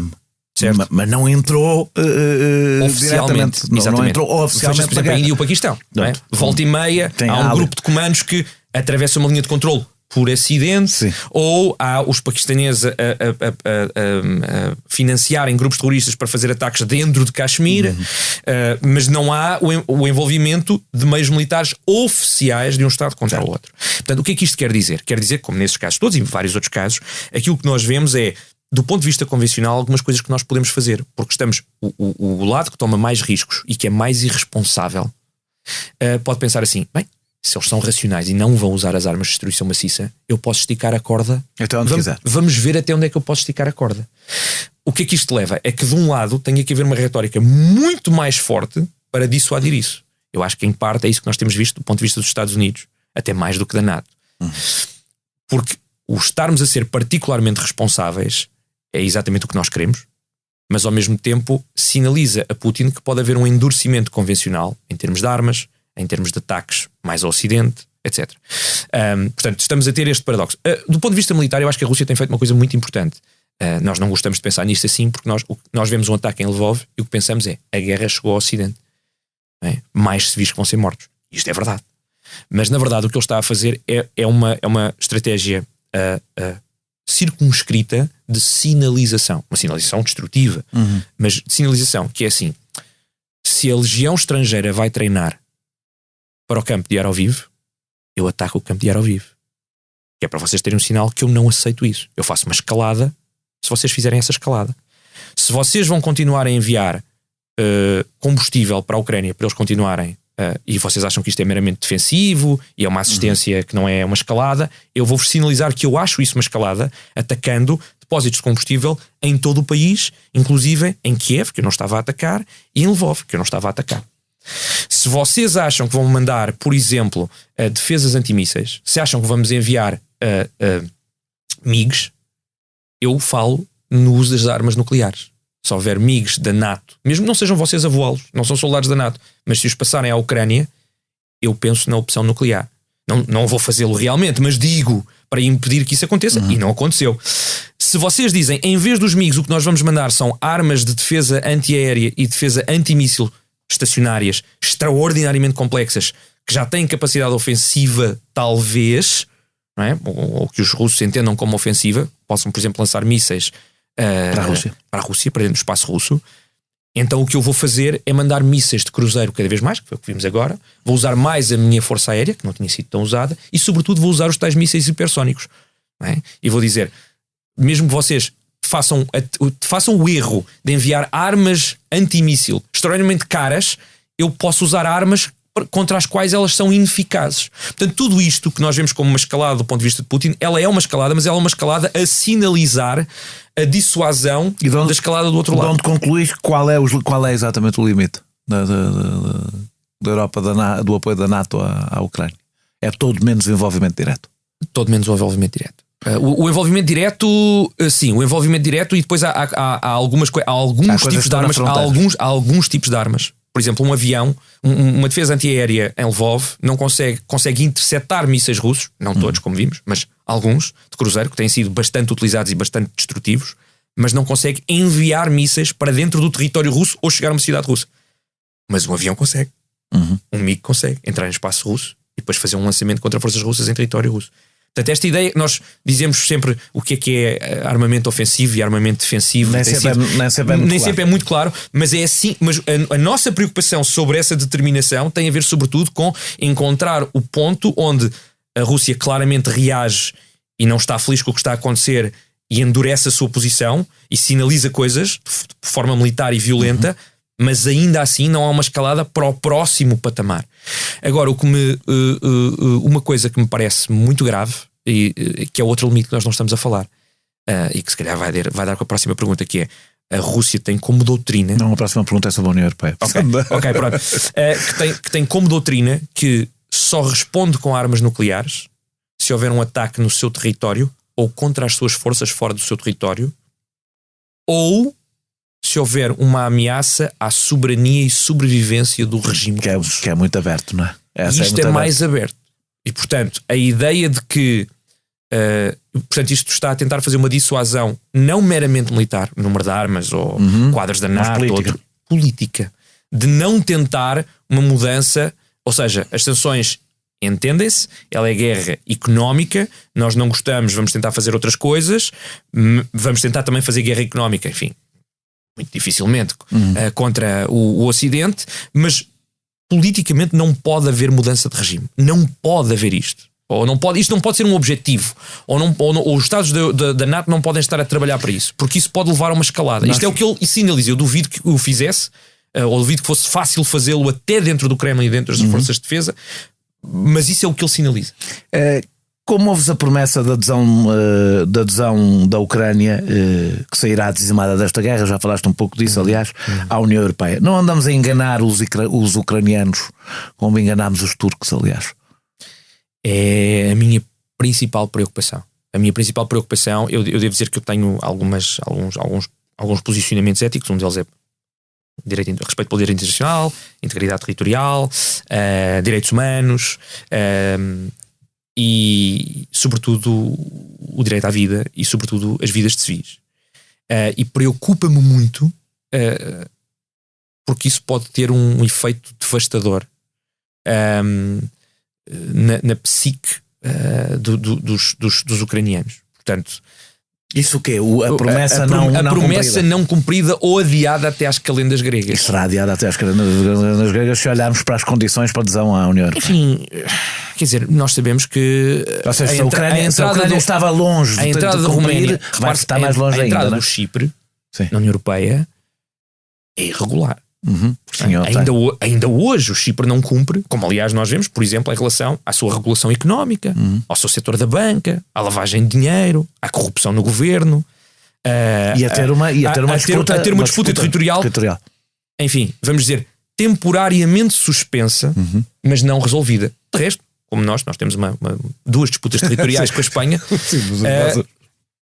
Em aberto, os mapas oficiais mostram-nas em aberto, mas suspensas no quadro das relações da União Europeia. Portanto, a União Europeia tem alguma flexibilidade, mas, por exemplo, em relação aos direitos das minorias e direitos linguísticos, foram um dos problemas graves, não em relação a Putin, mas em relação às pessoas do Donbass. Em relação à própria solidez da democracia ucraniana, que pode até encontrar alguns paralelos na Europa, mas que são posteriores à adesão, não são anteriores à adesão. Sim, embora eu devo dizer que talvez esta guerra, a Hannah Arendt, que é uma autora de quem eu muito gosto, dizia que a guerra é um dos...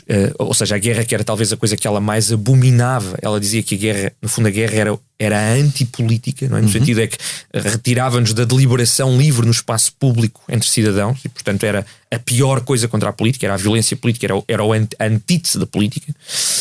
Mas ela dizia que poucos fenómenos são tão produtivos política e socialmente, produtores de coisas novas como a guerra. Como se viu na Segunda Guerra, não é? Como se viu na Segunda Guerra, na Primeira Guerra, as transformações são enormes.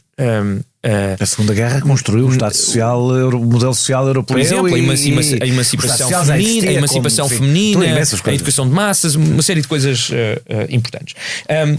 E isto quer dizer que se calhar esta guerra vai ter alguns efeitos interessantes do ponto de vista da análise da ciência política, em relação, por exemplo, ao nacionalismo ucraniano, à unidade da população. Portanto, muitas das minorias... parece já ter produzido, há uma parte que parece já ter produzido. Portanto, muitas das minorias, há cidades onde 70% da população fala russo. Há pessoas que durante muitos anos... Muitos passaram a sentir-se mais ucranianos do que sentiam. Ou seja, acham o seguinte: é horrível a política das minorias que tem o governo até agora, é horrível que não haja um reconhecimento do russo como deveria haver, sinto-me discriminado, por exemplo, pensemos no que está a acontecer nos Bálticos, não é? Em particular na Estónia, quem fala russo e não quer aprender estónio, depois não pode ser contratado para um emprego ou não pode manter um emprego como funcionário público. Há uma série de coisas que são problemáticas em relação a isto, ao irredentismo russo. Que eu acho que fazem parte da construção da maior parte das nações, que é uniformizar o que é plural.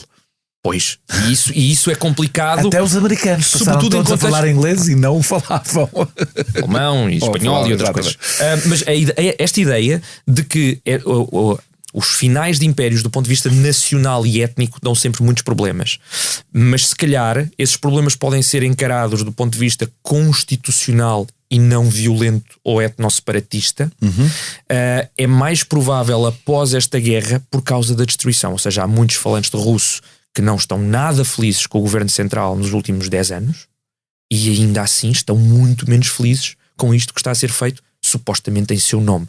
Não são todos, há centenas de milhares que não querem isso e que querem uma relação muito mais próxima com a Rússia, etc, mas do ponto de vista eleitoral e do ponto de vista retórico e cultural, eu acho que nós vamos ver aqui uma consolidação de uma identidade nacional ucraniana que, fora da identidade russa, coisa que o Putin dizia, isso não é sequer conceptualmente possível, e agora passa a ser conceptualmente possível. Aprenderá com os seus próprios atos, ou não aprenderá, que a história é dinâmica. Exatamente. Não está lá à espera. E portanto, eu até penso que nós possamos ter aqui. Agora, do ponto de vista político, nós podemos ter aqui algumas coisas importantes. Do ponto de vista económico, vai ser muito difícil. Eu não sei se nós vamos... Eu acho que a União Europeia... Eu espero que a União Europeia... Agora no lado do eu espero. Eu acho que há uma possibilidade que não é... dispicienda de a União Europeia manter algum nível de integração da Ucrânia sem integração. Exatamente. De relação... Ou seja, aquilo um bocado que estava. Aquilo que já estamos a fazer. Em parte exatamente. Aquilo que já estamos a fazer em termos dos fundos que vamos libertar, criar e libertar. Resta aqui as promessas depois, ao contrário do Afeganistão, não é? Nós prometíamos bilhões e depois punhamos lá 1/10 do dinheiro, na verdade, mas se as promessas forem cumpridas, e parece-me que vão ser, até por uma questão de autointeresse, por exemplo, na questão dos refugiados, quanto mais criarmos, do ponto de vista dos líderes europeus, estão a ter uma posição muito mais eticamente iluminada com estes refugiados do que tiveram com os refugiados da crise síria e afegã. Isso levava-nos a outro debate que não vamos fazer agora. Mas apesar de tudo, há uma preocupação, não é? Se 1 milhão de refugiados da Síria nos trouxe os desenvolvimentos políticos que tivemos nos últimos 10 anos, o que é que farão 3,5 ou 4 ou 5 milhões de refugiados ucranianos? Tudo muito concentrados em alguns países que já estavam a ter problemas constitucionais e políticos graves, como a Rússia, a Ucrânia, a Hungria, a Polónia e a Roménia.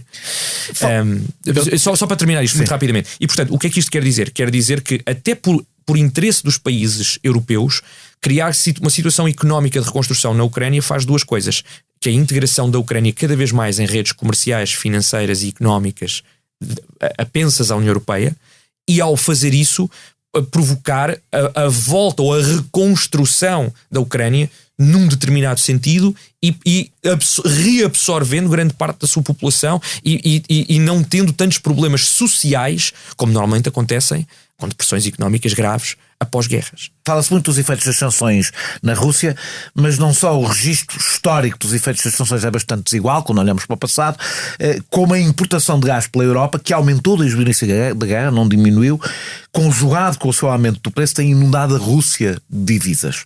Não estaremos a colocar demasiadas fichas na frente económica? Talvez, se pensarmos que a frente económica vai trazer uma solução rápida à guerra. Portanto, as sanções como forma de pressionar Putin e o governo de Putin rapidamente o suficiente para ter um cessar-fogo ou um acordo de paz, digamos, no espaço de dias ou semanas, é absolutamente naivo, ingênuo.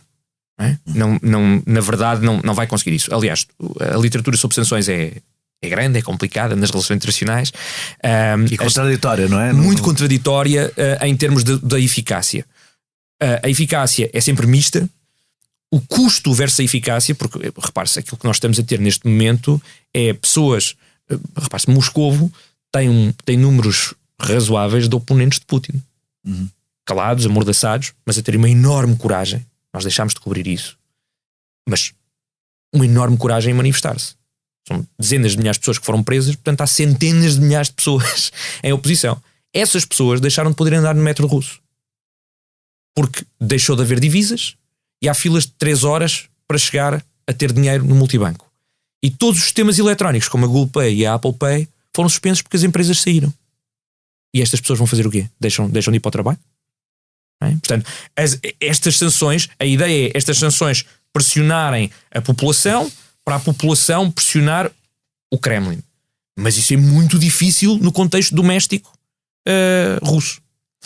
Outra é sanções que sejam humilhantes pessoalmente e incómodas pessoalmente para a riqueza pessoal dos oligarcas, mas sobretudo os oligarcas nem são assim tão importantes, alguns, poucos, mas sobretudo dos homens fortes do Kremlin perto de Putin.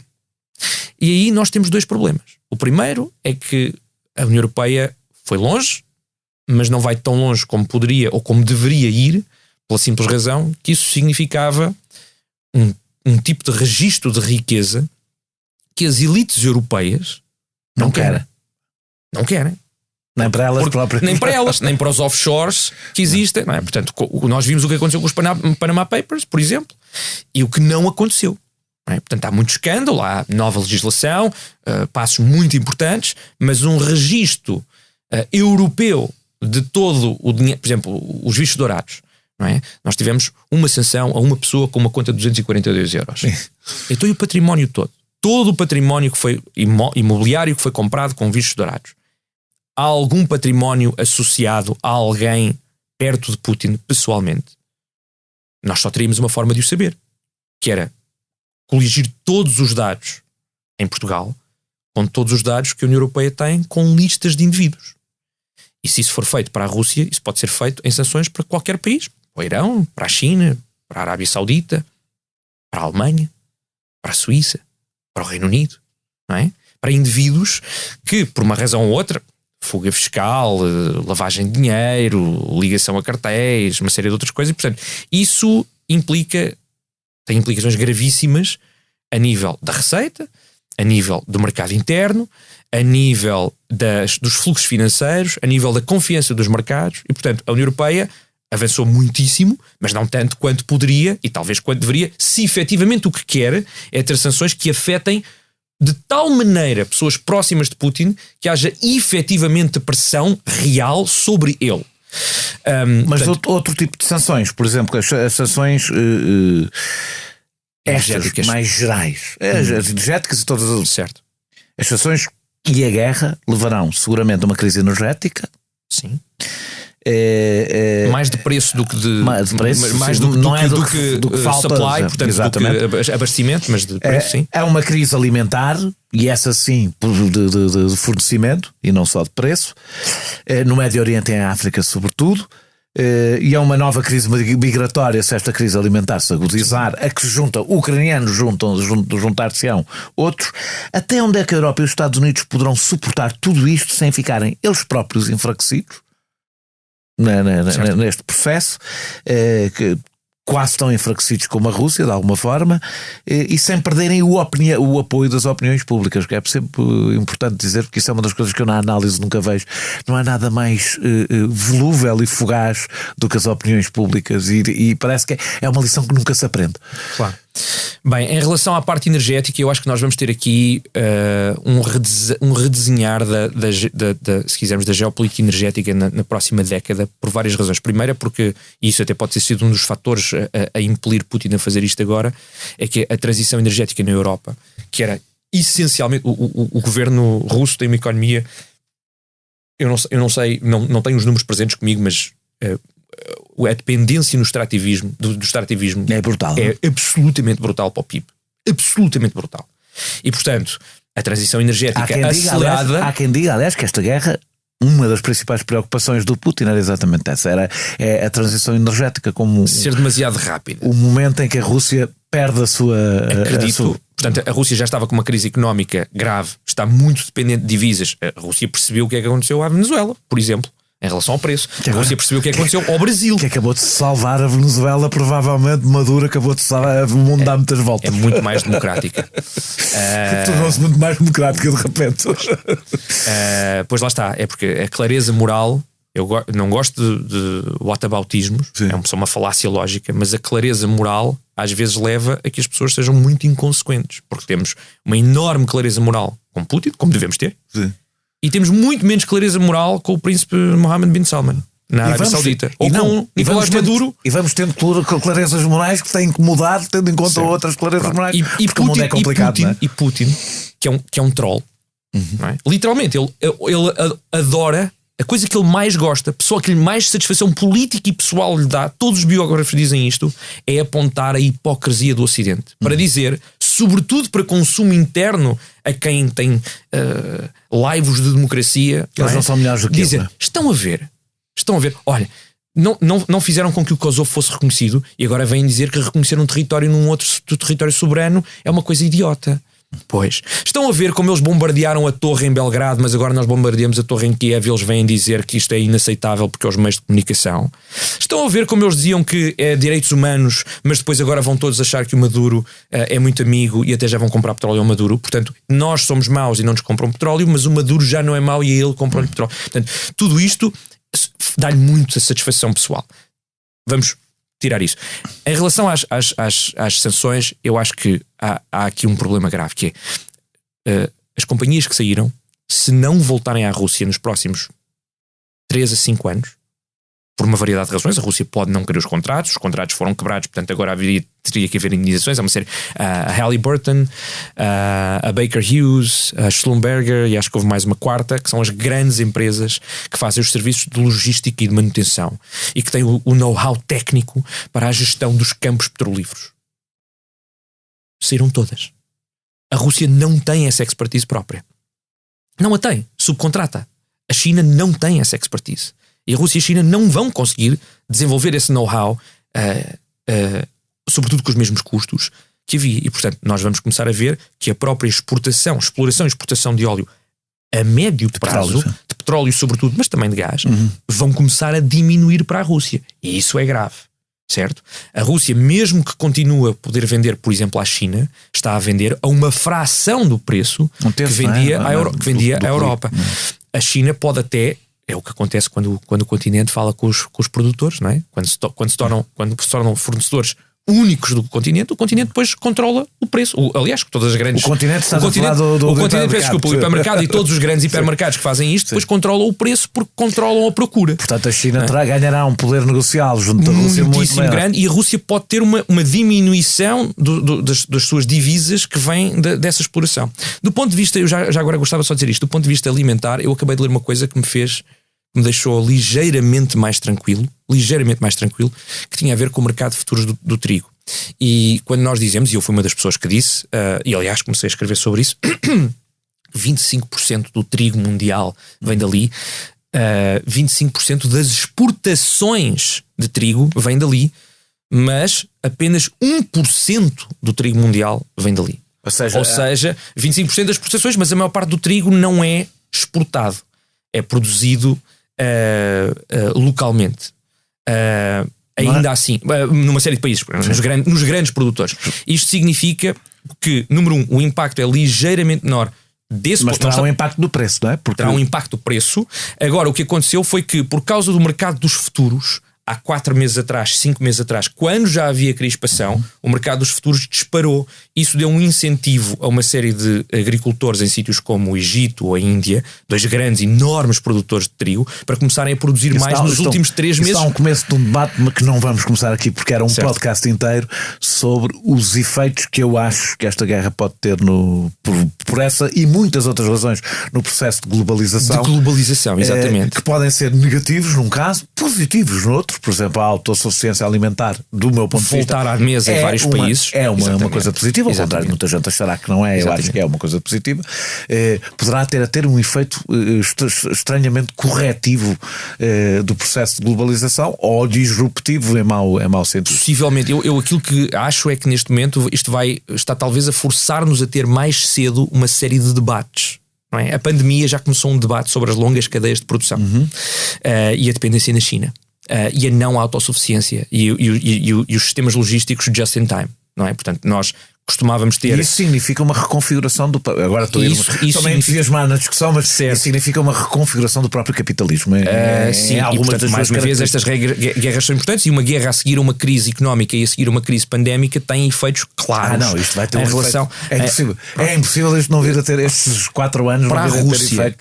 Para terminar, para a Rússia, eu acho que estes efeitos são sobretudo de aumentar. Preocupa-me muitíssimo, porque nós pensamos sempre numa transição de poder democrática. Nós achamos que não é? Pode haver... As pessoas não gostam do Putin, a guerra põe Putin em risco, nós temos uma mudança de regime e essa mudança é para melhor. Mas se tivermos um país que já estava numa crise demográfica e está a perder centenas de milhares de jovens qualificados, mais educados, por exemplo, nas indústrias financeira, das tecnologias de informação, o que é que isso vai fazer demograficamente à Rússia? O que é que isso vai fazer em relação às zonas mais rurais e conservadoras da Rússia, como por exemplo a Sibéria, versus as grandes cidades como São Petersburgo e Moscovo? E politicamente e eleitoralmente, que efeitos é que isso tem? Se a Rússia for humilhada e houver uma segunda crise, voltarmos ao tipo de economia que havia nos anos 90, que nos deu Putin, que tipo de populismo ou de nacionalismo ou de imperialismo é que nós vamos ter para aplacar a opinião pública, não é? E portanto, nada nos diz que a lição que daqui seja retirada não é que provocámos demasiado o Ocidente, mas não o fizemos suficiente ou com força suficiente. Tu achas que a alteração do regime russo, eu tinha esta pergunta mais para a frente, que as esperanças ocidentais de uma alteração do regime russo são excessivamente otimistas, quer na possibilidade de o fazer, quer nas consequências que podem ter? Não as acho demasiado otimistas. Eu tendo a achar que é muito difícil, ou um regime se torna profundamente totalitário, e nós temos visto o endurecimento interno do regime nos últimos 10 a 15 anos, claramente, não é? Mas ou se torna profundamente totalitário, ou há dinâmicas de liberalização política e económica que são difíceis de conter a longo prazo. São fáceis de conter no momento, como aliás Putin já demonstrou várias vezes, mas a longo prazo, vejamos por exemplo Cuba, mas a própria Venezuela, quer dizer, ninguém acha que o regime de Maduro está para durar mais 100 anos ou 50 anos e que é muito estável internamente. Pode ter uma reprieve agora por causa da questão económica e do petróleo, mas quer dizer, portanto, o que nós estamos a ver é que ou um país se torna profundamente totalitário e endurece muito isso e se torna muitas vezes muito mais militarizado, com os riscos todos que isso acarreta, e com os custos económicos, ou efetivamente há uma tendência, se quisermos, geral. Agora, o grande problema é que nós começámos a ter nos últimos 20 anos um estabelecimento de um modelo que eu ainda não consigo entender, que é um modelo que é um modelo da democracia liberal, o que quer que isto queira dizer, que é formalmente... Tenho dificuldade com essa expressão. Pronto, aliás, do ponto de vista da ciência política não se fala disso, o que se falava era sempre de os alemães falavam de democracias defeituosas ou limitadas, e nós falávamos também de anocracias, portanto, regimes mistos que têm alguns elementos de uma democracia, mas que não são... formais, sim, mas exatamente. Mas o que tem acontecido é que temos visto um backsliding, portanto temos visto uma degradação, uma erosão da qualidade das democracias em todo o mundo, e portanto, se calhar o meu otimismo tem que ser temperado, e o otimismo de quem pensa nisto tem que ser temperado e não pensar assim. Há uma tendência para a maior democratização, nós pensámos isso nos anos 90 e 2000, já não pensamos isso, se calhar há uma tendência para regimes mistos muito complicados que não são tão não democráticos que nós possamos chamá-los de não democráticos, mas também não são democráticos o suficiente para poderem dar esperança às necessidades e aos direitos humanos das suas populações em pleno. Nós falámos dos efeitos económicos, mas há os outros, não é? Que é da própria efeitos da guerra. A Rússia está habituada a ganhar guerras com perdas humanas avassaladoras. Na sua história isso aconteceu-lhe várias vezes, mas a demografia russa mudou e tem características, aliás, hoje semelhantes às de Portugal, não é? Portanto, com uma pirâmide invertida, por assim dizer. Os caixões podem ser um motor de pressão interna, os caixões a chegar, se bem que eu já li uns textos interessantes sobre o aproveitamento político disso. E não, o que li foi sobre o facto, mas não tenho dados para o dizer, o facto de grande parte dos soldados russos serem, além de pobres, virem muitos deles de minorias que não são propriamente Moscovo e de São Petersburgo. Aliás, até as unidades que foram mobilizadas, vieram essencialmente da parte mais interior e a Sibéria, e, portanto, etc. Que têm uma capacidade de influência, ou seja, os caixões não vão chegar a Moscovo, por assim dizer, não é? Poucos chegarão a Moscovo. Bem, há um controle mediático muito forte. Muito forte. Mas se não achas que, apesar de tudo, isto terá um efeito mais eficaz na Rússia do que propriamente a pressão económica?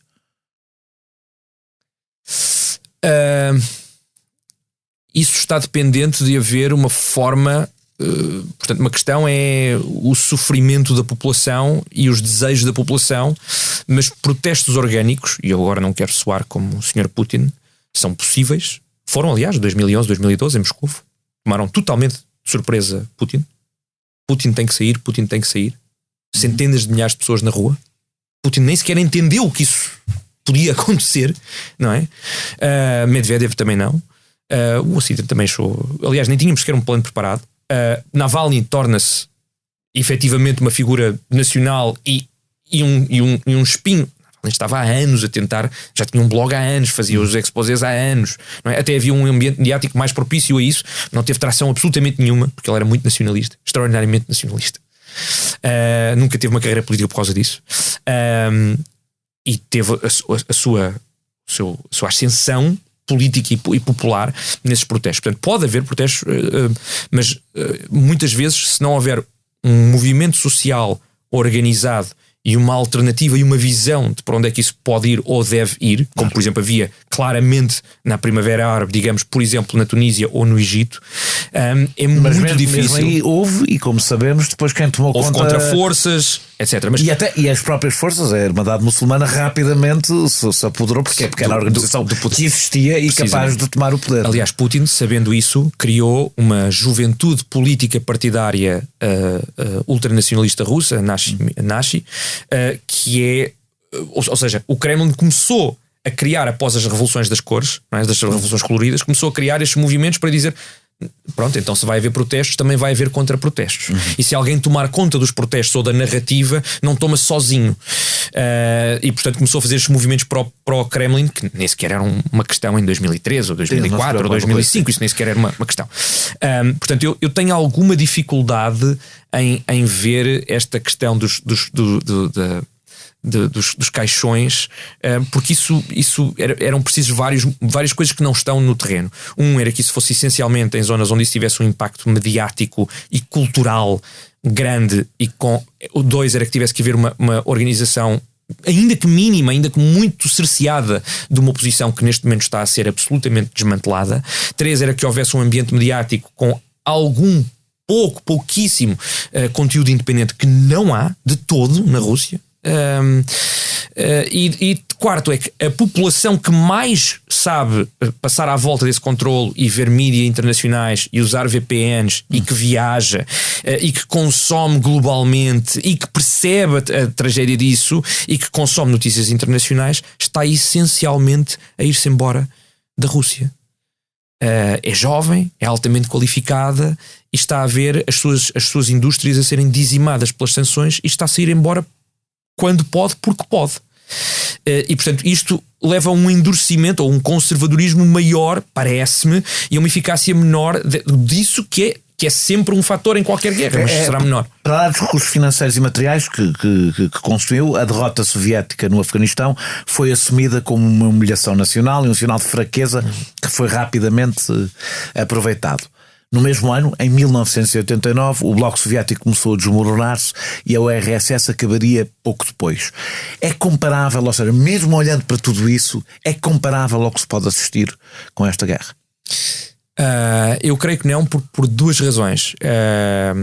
Ou enfim, é sempre comparável. Eu odeio quando as pessoas dizem não se deve comparar maçãs com laranjas. Nunca percebi essa coisa. Nós só podemos comparar coisas diferentes. Claro que se deve, desde que haja um termo de comparação. Sim, claro. Qual das duas frutas tem mais vitamina C? Pronto, uma comparação. Sim, claro. Não é? Pode fazer todas as comparações. Agora, eu acho que a comparação não é muito profícua, dependendo do termo de comparação, por duas razões. A primeira é porque a decisão de sair já tinha sido largamente tomada em 1985, muito antes da entrada dos mísseis Stinger e da entrada dos conselheiros americanos e do endurecimento militar, etc. Portanto, aquilo que nós vimos foi uma espécie de um último hurrá. Não é? Havia dois campos. O Politburo estava essencialmente, o Comitê Central estava essencialmente dividido. Um campo era reformista e queria sair para se focar nas reformas que tinha que fazer em casa, era o campo do Gorbachev, que em última análise ganhou, mas teve que ceder em larga medida a um campo mais conservador, militarista, com elementos do KGB, que achava que por questões de reputação e de interesse nacional e sobretudo da relação com o Ocidente e sobretudo a tal falácia dos custos já assumidos, não é? Já morreram 100 mil ou já foram feridos 100 mil russos, tivemos 100 mil baixas, não pode ser para nada. Não é? E portanto vamos ter que é muito difícil, 300 mil, não é? É muito difícil para... Os Estados Unidos tiveram o mesmo problema no Vietnã e agora tiveram o mesmo problema com Joe Biden. A ideia de... O Joe Biden claramente disse: se continuarmos nunca vai ser suficiente e vamos ter sempre mais baixas no Afeganistão. Portanto, sair é muito complicado, mas não sair é ainda mais complicado. Portanto, esta falácia do já investimos bilhões e bilhões tem que dar algum resultado, mas no caso, muitas vezes isso arrasta conflitos durante muito tempo. No caso dos soviéticos no Afeganistão, isso foi o caso. Portanto, isso é a primeira ideia. A segunda ideia é porque o Afeganistão não era, mas nem de perto nem de longe, não tinha a relevância estratégica para a Rússia que tem, nem sequer política, nem sequer no contexto da Guerra Fria.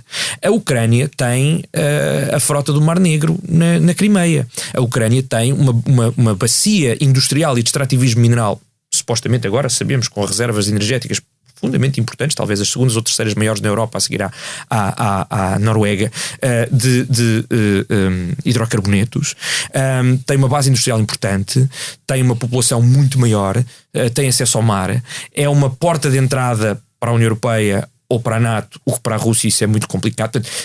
Tem uma importância estratégica incomparável. Incomparável. E, portanto, custa-me muito pensar que um sistema político muito mais centralizado e com menos fações, como era o sistema soviético nessa altura, sobretudo nos anos 80. Número 2, uma crispação muito maior em relação ao Ocidente, apesar de tudo, do que nos anos 80, não é? Sobretudo do lado dos reformistas. 3, muito menos significado estratégico para a Rússia, muito mais longe geograficamente para a Rússia.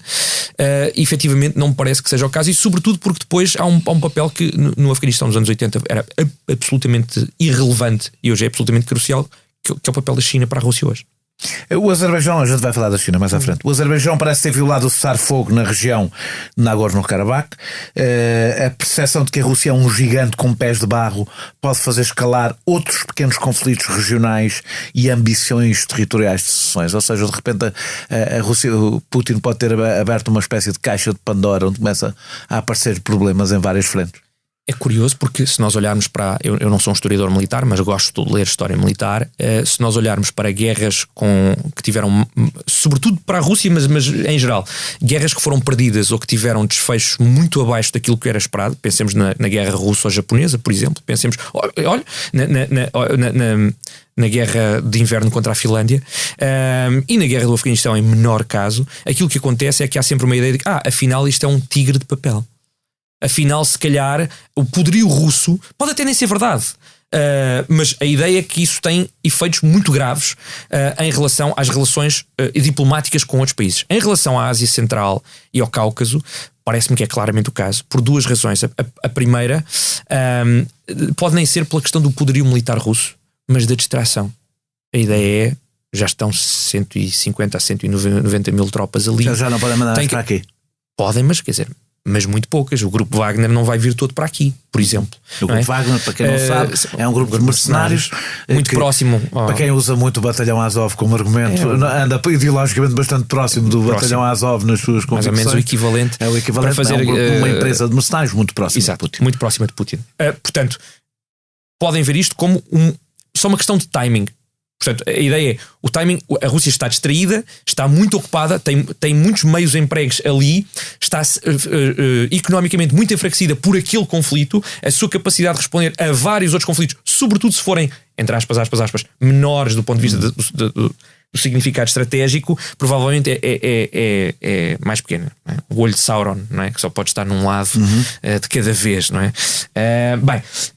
Isso é uma das questões. A outra questão é porque efetivamente nós já começámos a ver, seja pelo papel da China, seja pela profunda crise até estratégica e económica que estava a abalar a Rússia na última década e meia, já começámos a ver uma maior independentização do espaço pós-soviético. Aliás, a Raquel Freire, que é a pessoa acho que em Portugal mais sabe sobre o assunto, tem um artigo que saiu agora ontem ou anteontem no Diário de Notícias em que dizia precisamente isso.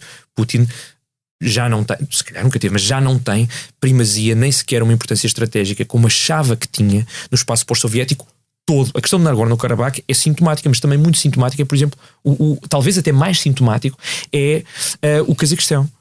O Cazaquistão teve uma crise interna gravíssima há muito pouco tempo. Há uns meses. E só se salvou, o presidente Tokayev só se salvou, não quis fazê-lo, deixou até à última das consequências do momento para pedir ajuda à Rússia. Não pediu diretamente à Rússia, pediu uma organização coletiva de segurança. Depois as tropas vieram, foram quase todas russas, mas porque é isso que está a acontecer, mas e ainda assim ficou a dever a sobrevivência do seu regime ao Kremlin, não votou com a Rússia na célebre resolução do Conselho de Segurança, publicamente veio dizer que não apoia a guerra e não enviou nenhumas tropas. E isto é muito significativo. Portanto, não pagou a dívida. Não pagou a dívida em larga parte porque agora que o governo sobreviveu e vai fazer, nem que seja meramente cosmeticamente, algumas reformas, aspas, sobretudo começou a acelerar a tendência que já tinha, que era de ter uma relação muito boa com a China, para poder ter uma relação mais equilibrada com a Rússia, menos dependente com a Rússia. Nada nos Coisa diz... que vários vão aprender com esta guerra. Coisa que vários vão aprender com esta guerra. Portanto, no espaço podes saber. Depois há qual é o país com os quais eles se vão... É curioso que Putin exemplo, pode ter reduzido a influência da Rússia em vez de aumentado com esta guerra, não é? É muito provável que o tenha feito e que a influência da Rússia seja agora menos unilateral, ou seja, seja sempre entendida no contexto de a Rússia e um país regional importante ou global, como por exemplo, pensemos no Cáucaso, se o Irão sair das sanções, é um se muito grande, as negociações estão paradas também por causa deste conflito, mas se o Irão deixar de ter sanções e tiver alguma recuperação económica e geopolítica na região, no Cáucaso é incrivelmente importante. E tem interesse, por exemplo, a China claramente. Já lá vamos. Tu vais várias vezes à China. Eu tenho aqui uma porque eu não sou especialista também na China, especificamente, mas é de facto importante. São perguntas genéricas. O Biden falou, já falámos aqui disto, abertamente da queda de Putin. Sim. Ontem ou anteontem. Este objetivo explícito não permite que Putin apresente isto como um plano montado pelos Estados Unidos, isto do ponto de vista interno, ou pelo Ocidente, para impor a sua vontade na região. Primeiro, segundo, se não torna claro, também falámos um pouco disso, que isto é um jogo de vida ou de morte para Putin. Ou seja, se esta afirmação em especial de Biden não é duplamente errada, no sentido duplamente perniciosa para dá argumentos ao Kremlin internos, 2, deixa claro a Putin que ou vence ou está acabado. Há um pensamento profundamente perturbador, para mim pelo menos, acho que para toda a gente, que foi 2 ou 3 pessoas, algumas que eram razoavelmente próximas de Putin, ou que o conheciam razoavelmente, ou que interagiam com ele, uma biógrafa, falarem na ideia de que se calhar para Putin ele já está em guerra com o Ocidente para a sobrevivência do seu regime desde pelo menos 2008. Isto é mais um salvo. Desde a Geórgia, não é? Talvez. Não é? Portanto, a ideia é Putin, que era um líder pró-ocidental, pensou várias coisas. Primeiro, enquanto burocrata que estava a começar a sua carreira política com um grande reformista, no contexto da Rússia do Yeltsin, que era o Sobchak, em São Petersburgo, talvez o segundo, terceiro política mais importante da Rússia, Putin achou que se calhar esta ideia de o Ocidente vai nos ajudar, sobretudo se nos democratizarmos. E aquilo que viu foi que debates televisivos derrubam um bom candidato, o Ocidente não quer saber de nada e a crise económica põe-nos uma posição humilhante. Termos que estar a pedir ao Ocidente ajuda humanitária. A Rússia, 10 anos depois de ser o segundo maior ou um dos 2 maiores superpoderes mundiais. Número 1. Portanto, a questão da humilhação. Número 2. A questão de não podemos ser humilhados pelo Ocidente, mas eles não nos quiseram como parceiros. E mais, nem nos reconhecem como um rival estratégico. É tudo só a China. É a União Europeia e a China. Até prestam mais atenção à Índia do que a nós, que temos 6.000 armas nucleares e formos o maior superpoder de sempre. Negam-nos, pensa Putin, negam-nos a nós, Rússia, excepcional Rússia, o estatuto que temos, oficialmente. Não é? E portanto não podemos ser sequer parceiros e nem sequer somos adversários à altura, porque havia regras da Guerra Fria. E agora essas regras parecem-se ter evaporado. Portanto, estamos a ser condenados à insignificância. Para uma pessoa como Putin, enfim, eu não quero psicologizar demasiado sobre o complexo dos homens pequenos e dos pequenos burocratas que acham que são salvadores e várias outras coisas, mas de facto um fator biográfico do ponto de vista estrutural para a Rússia e para o discurso político russo estruturante dos últimos 20, 30 anos. Isto é importante. E, portanto, pensemos assim, ele já está a lutar pela sobrevivência do seu regime desde a Geórgia, desde a Primavera Árabe, desde Maidan, desde a não entrada na NATO. E, portanto, Putin, podemos agora pensar se era efetivamente sincero ou não, mas tentou entrar na arquitetura de segurança europeia. Vejamos, por exemplo, dentro da OSCE ainda havia o grupo de Minsk, né? Especificamente para resolver a questão do Donbass e para resolver a questão do Nagorno-Karabakh. Falhou redondamente em ambos os lados, com, digamos, alguma passividade ou desinteresse dos outros dois países, nomeadamente a França e a Alemanha. A União Europeia fez absolutamente nada em relação a isso. Foi dando sinais que não queria expansão da NATO.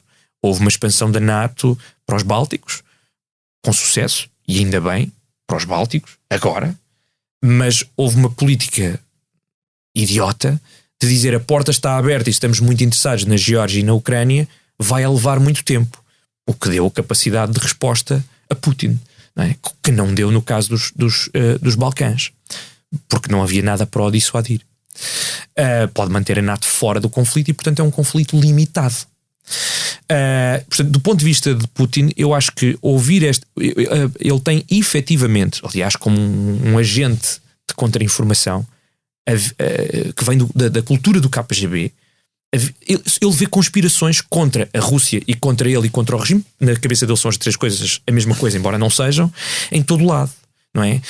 Victoria Nuland era casada com um neoconservador, foi embaixadora na Ucrânia. Está numa chamada que foi gravada e depois foi posta nas massas na campanha de desinformação russa, como dizendo que estava a orquestrar, não disse nada disso, mas que estava, claro, tinha financiado algumas das pessoas que estavam em Maidan, das dezenas de grupos que lá estavam, desde neonazis a Black Bloc, a reformistas, a novos democratas, a nacionalistas ucranianos, a pessoas que eram só anti-presidente, tudo e mais alguma coisa. Ela financiou um grupo, isso foi visto como... Portanto, na cabeça dele há efetivamente um plano a longo prazo que torna os Estados Unidos, em particular, a NATO é meramente para ele uma marionete dos interesses americanos, para ir contra a Rússia e contra ele, e que ele tem a todo o custo de se defender. E esta afirmação cabe que nem a luva, só vem confirmar isso. O endurecimento da retórica não é de para Putin, ele, porque isso é indiferente, mas confirma para o discurso que ele faz para dentro. Isto é aquilo que nós chamamos o dilema de segurança. É um dos problemas fundamentais nas relações internacionais, que é quando dois lados, por questões de informação imperfeita, não é? É a natureza trágica da política, não é? Por natureza de informação imperfeita, acham sempre que, mesmo que as decisões que estão a ser tomadas do outro lado, de um adversário ou de um potencial adversário, estejam a ser racionais e sejam vistas por esse lado como defensiva, adquirir novas armas, ter uma retórica mais dura para dissuadir um ataque, etc., são lidas pelo outro lado não como defensivas, mas como ofensivas. O que é que isso leva? Que eu vá escalar a minha posição para dissuadir uma nova... E o outro lado olha e diz, tínhamos razão. Estão a ser muito ofensivos. E, portanto, isto leva a corridas de armamentos e escaladas militares. É preciso, mas tem consequências trágicas muitas vezes, se não houver mecanismos de confiança. Portanto, primeiro é um problema de informação imperfeita, não é? Sobre as consequências do que está a ser feito, e depois é um problema de confiança. Se houver estabelecimento de relações institucionais, a sinalização torna-se muito mais fácil e o partir para a violência torna-se muito mais difícil.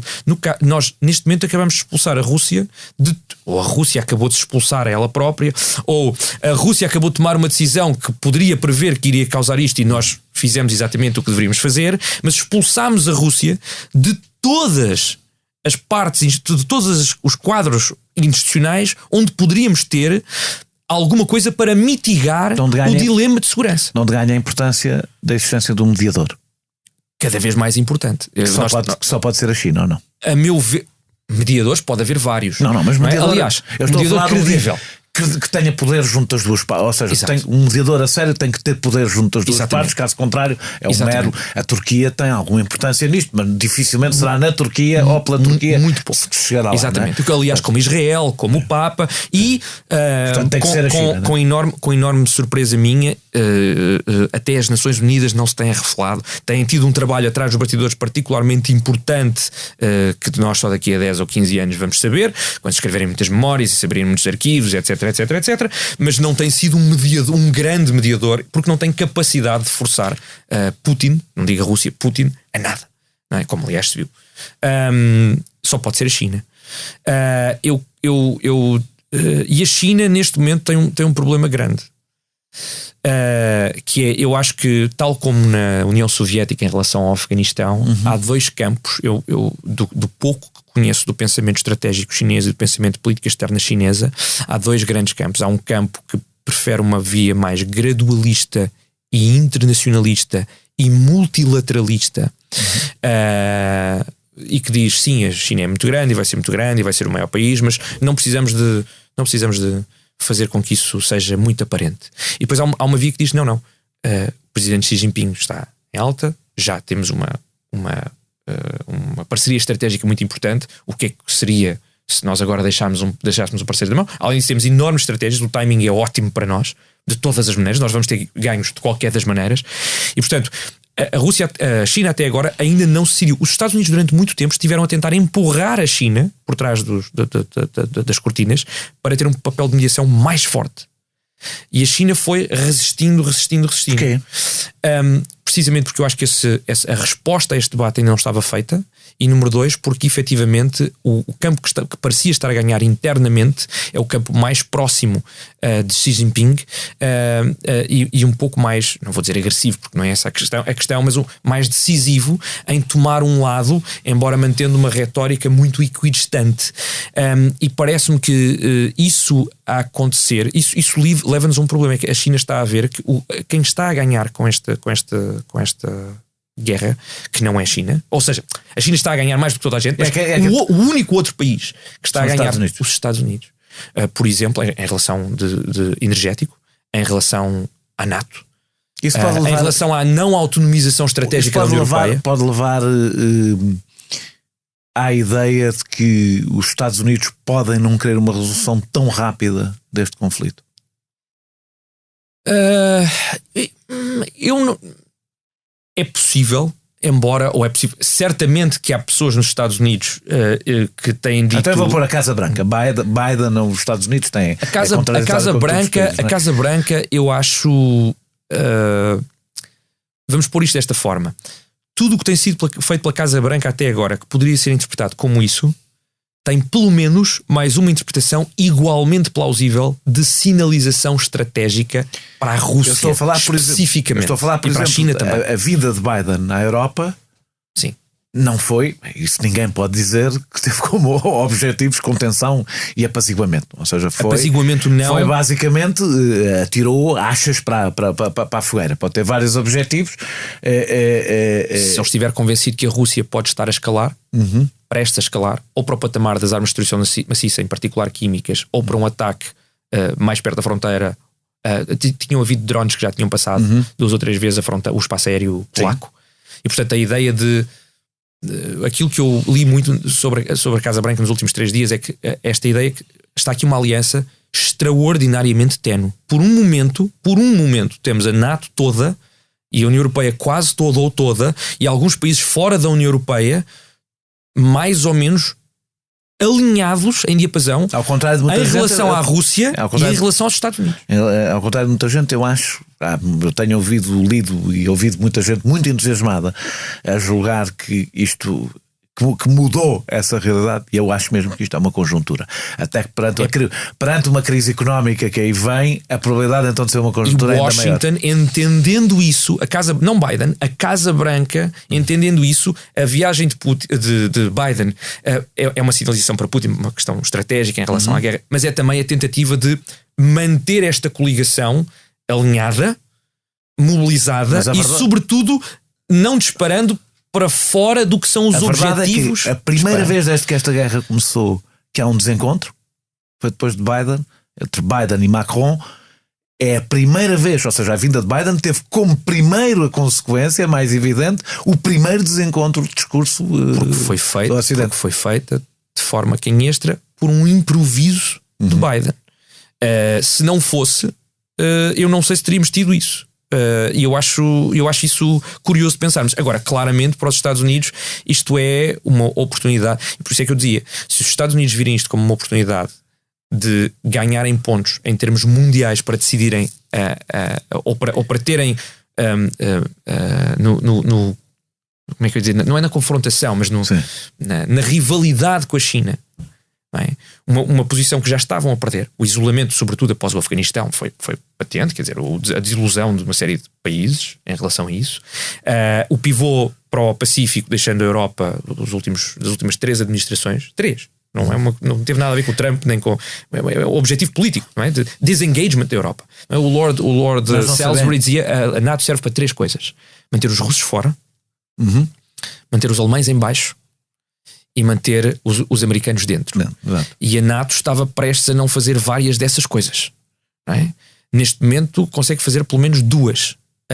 E a terceira, que era manter os alemães em baixo, não é? Ou desarmados, ou politicamente irrelevantes em termos geopolíticos mundiais como grande poder, pode não ser o caso, mas amarra-os especificamente à NATO. Especificamente à NATO. Eu tinha aqui mais umas perguntas sobre a China, mas como nós havemos de fazer um programa brevemente só sobre a China, e o nosso tempo está a esgotar-se, vou acabar no princípio. Do princípio disto tudo.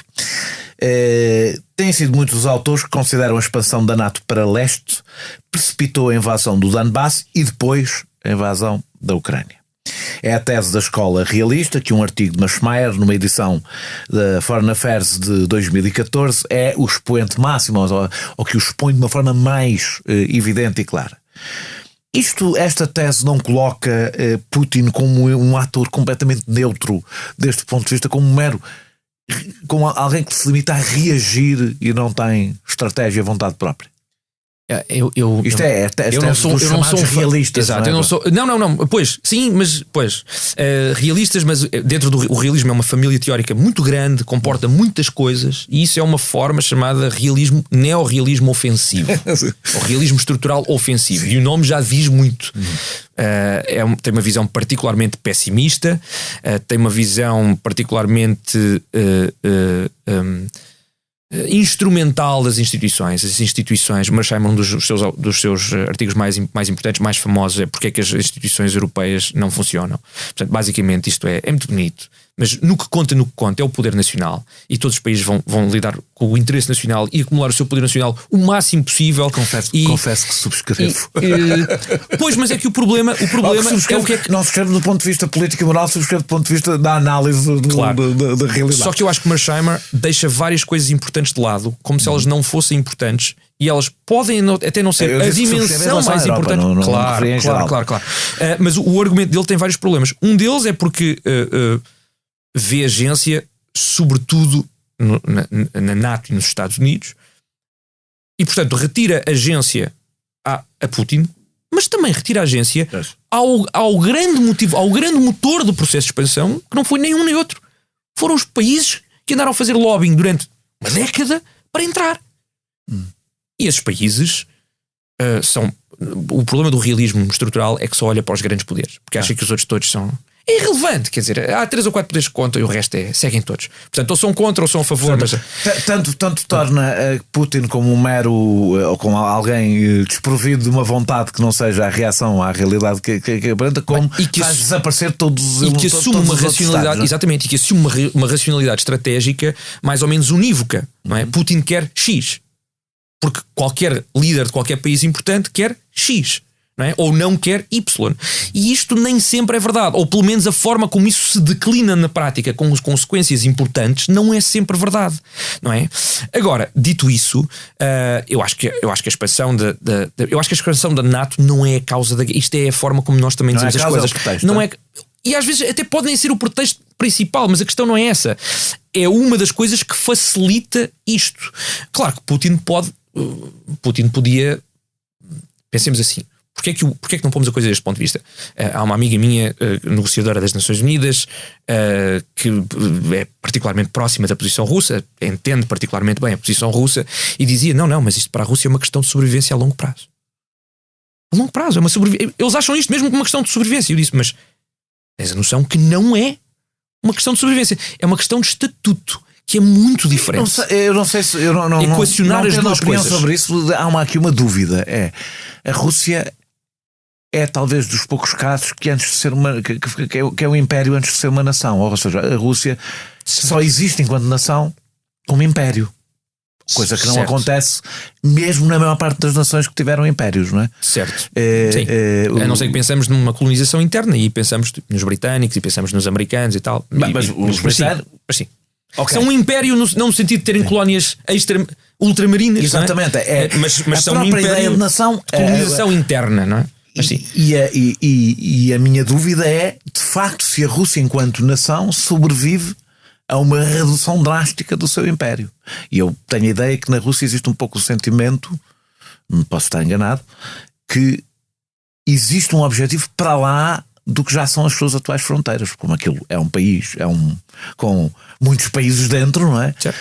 Se não existe o objetivo de partir a Rússia em bocados. E aí a questão da sobrevivência da Rússia põe-se. Não é? Eu entendo e acho que se põe, e aliás temos vários teóricos muito próximos do Kremlin que têm, no geral, advogado teses que partem dessa premissa. Desta premissa. Mas também há a possibilidade de como a França, Portugal, a Holanda, o Reino Unido, todos os Estados Unidos em breve, daqui a 50 ou 100 anos, todos os países imperiais, grandes poderes dominantes no sistema internacional, deixaram de o ser. Sim. Nós levámos décadas a perceber isso. Tivemos uma ditadura que foi literalmente uma ditadura atávica. Eu devo dizer que eu tenho tido algumas discussões com algumas pessoas sobre o sentimento russo. Não é Putin, não estou a falar de Putin. Certo. Em relação ao seu passado, eu digo, glorioso. O nosso passado glorioso abandonou-nos há séculos e nós ainda sofremos com isso, os portugueses. Imagina os russos que só os abandonou há umas décadas, não é? E não precisámos de ir invadir a Olivença. Não, é verdade. Não é? Ou de tomar a Islândia, claro. Não é? Ou a terra de Corte Real no Canadá, por causa do bacalhau, para fazer isso. Sim, claro, a Rússia terá que se reinventar. Portanto, há formas de declinar o declínio imperial que não sejam militaristas. Podem ser nacionalistas, podem ser trágicas do ponto de vista nacional, podem ser culturais, podem ser uma série de coisas, não precisam de ser militaristas. Não precisam de ser expansionistas também, se calhar. Expansionistas, portanto, isto é efetivamente, por isso é que eu acho que portanto, a expansão da NATO é perigosa, mas há uma decisão pessoal de começar uma guerra. Claro. Poder-se-ia fazer uma coisa que não era uma coisa desta extensão. Eu nem sequer estou a pôr esse. Se há uma coisa, aliás, que me incomoda, especialmente no discurso sobre a expansão da NATO e a reação da Rússia, é a ideia, de facto, que há alguém inimputável nas suas decisões, como se fosse uma criança, não é? Que o provocaram e ele não tinha outro remédio senão reagir assim, coisa que muitas das pessoas que fazem este discurso seriam incapazes de fazer se fosse os Estados Unidos, por exemplo. Não lhes ocorreria dizer depois do 11 de setembro tem que se compreender que os Estados Unidos invadiram o Iraque, porque o sentimento que havia não permitia ser de outra forma, não lhes ocorreria e bem fazer esse discurso. Eu terminaria, acho eu. Ainda tenho uma pergunta para te fazer no fim, é a última, é mesmo a última. E podes incluir isso. Aí. Putin queria enfraquecer a NATO, isso parece-me evidente, uniu uma aliança moribunda e países neutrais como a Finlândia e a Suécia a discutirem a sua entrada. Passou mais de uma década com uma máquina de desinformação e financiamento da extrema-direita a enfraquecer a União Europeia até com o Brexit. Não só conseguiu uma inédita unidade na União Europeia, veremos até quando dura, como voltou e fez, como os Estados Unidos, se voltassem a concentrar na Europa. Tudo coisas que tu já disseste. Deste ponto de vista, a Rússia não perdeu já esta guerra? Politicamente, eu acho que a Rússia já perdeu esta guerra, geopoliticamente e a longo prazo, acho que já perdeu esta guerra. Por uma variedade de razões. Pelo que vimos em relação à Ásia Central e ao Cáucaso, portanto, o seu espaço pós-soviético, pelo que vimos em relação à sua dependência da China, pelo que vimos em relação a tudo o que acabaste de dizer, e sobretudo, porque a partir deste momento acho extraordinariamente difícil que alguma vez, mesmo que haja as negociações mais favoráveis para a Rússia, mesmo que haja uma movimentação totalmente ao contrário do que tem acontecido, acho praticamente impossível que a Ucrânia, como país, volte a ter a relação que tinha com a Rússia, até culturalmente, até economicamente. E, portanto, a longo prazo, parece-me que essa guerra está perdida. Do ponto de vista mais importante para Putin, que é perdida no sentido em que é obviamente uma derrota, e essa derrota tem consequências domésticas para o regime e para ele pessoalmente, ainda não. E eu não quero dizer ainda bem, porque Putin é efetivamente um torcionário, não é? Que nega aos russos os seus direitos políticos, ou a muitos russos os seus direitos políticos. Muitos russos apoiam Putin, claramente. Se houvesse eleições amanhã, provavelmente a maioria, teríamos não sei se a maioria, mas uma porção significativa do voto, seguramente. Daqui a 5 ciclos eleitorais. Eu estou a dizer isto porque se houvesse 5 ciclos eleitorais, sim, isso ia-se esbatendo, mas ainda assim ele teria uma posição razoavelmente forte. Dito isso, eu parece-me que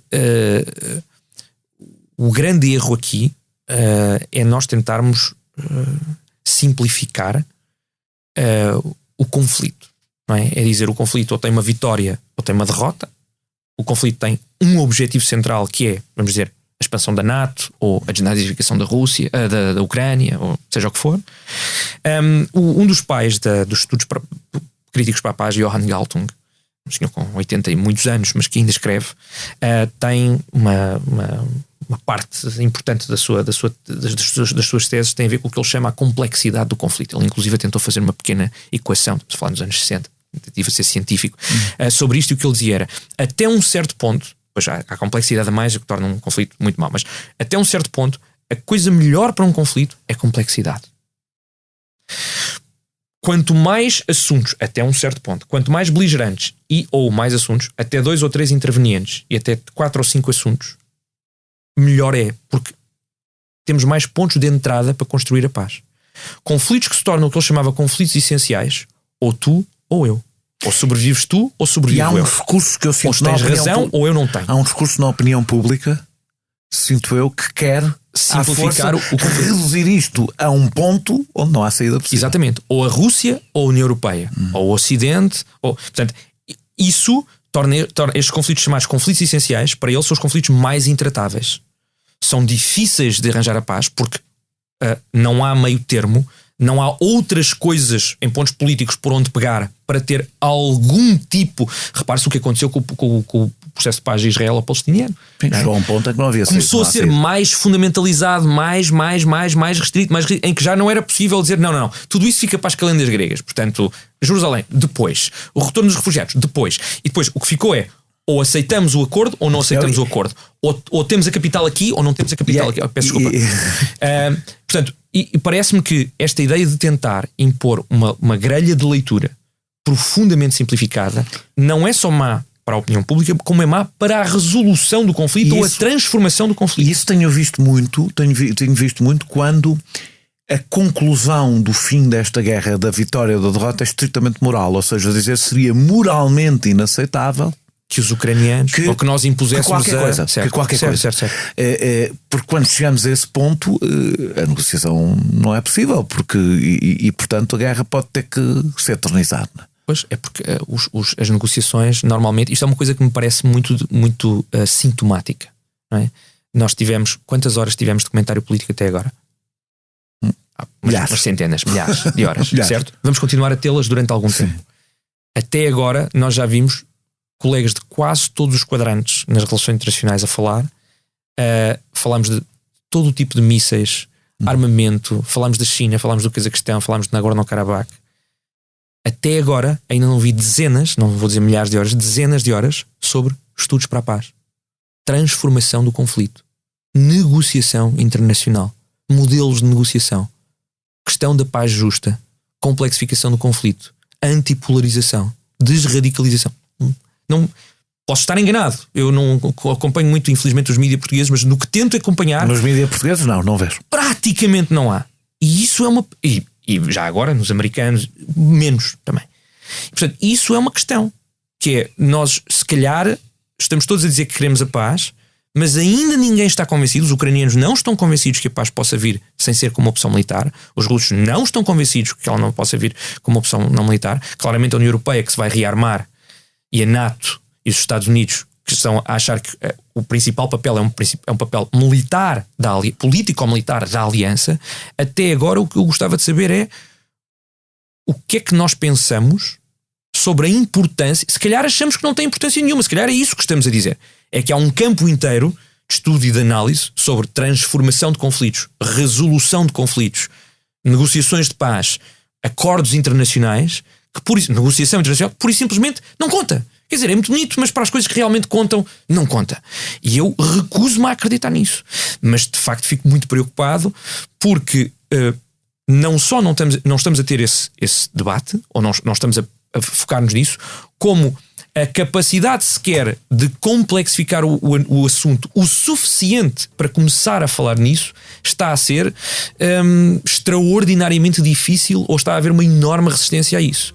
E portanto isso só me leva a pensar que ninguém deseja a guerra, mas estamos todos muito investidos, até emocionalmente, nela. Muito obrigado, Daniel, e acabamos basicamente como começámos.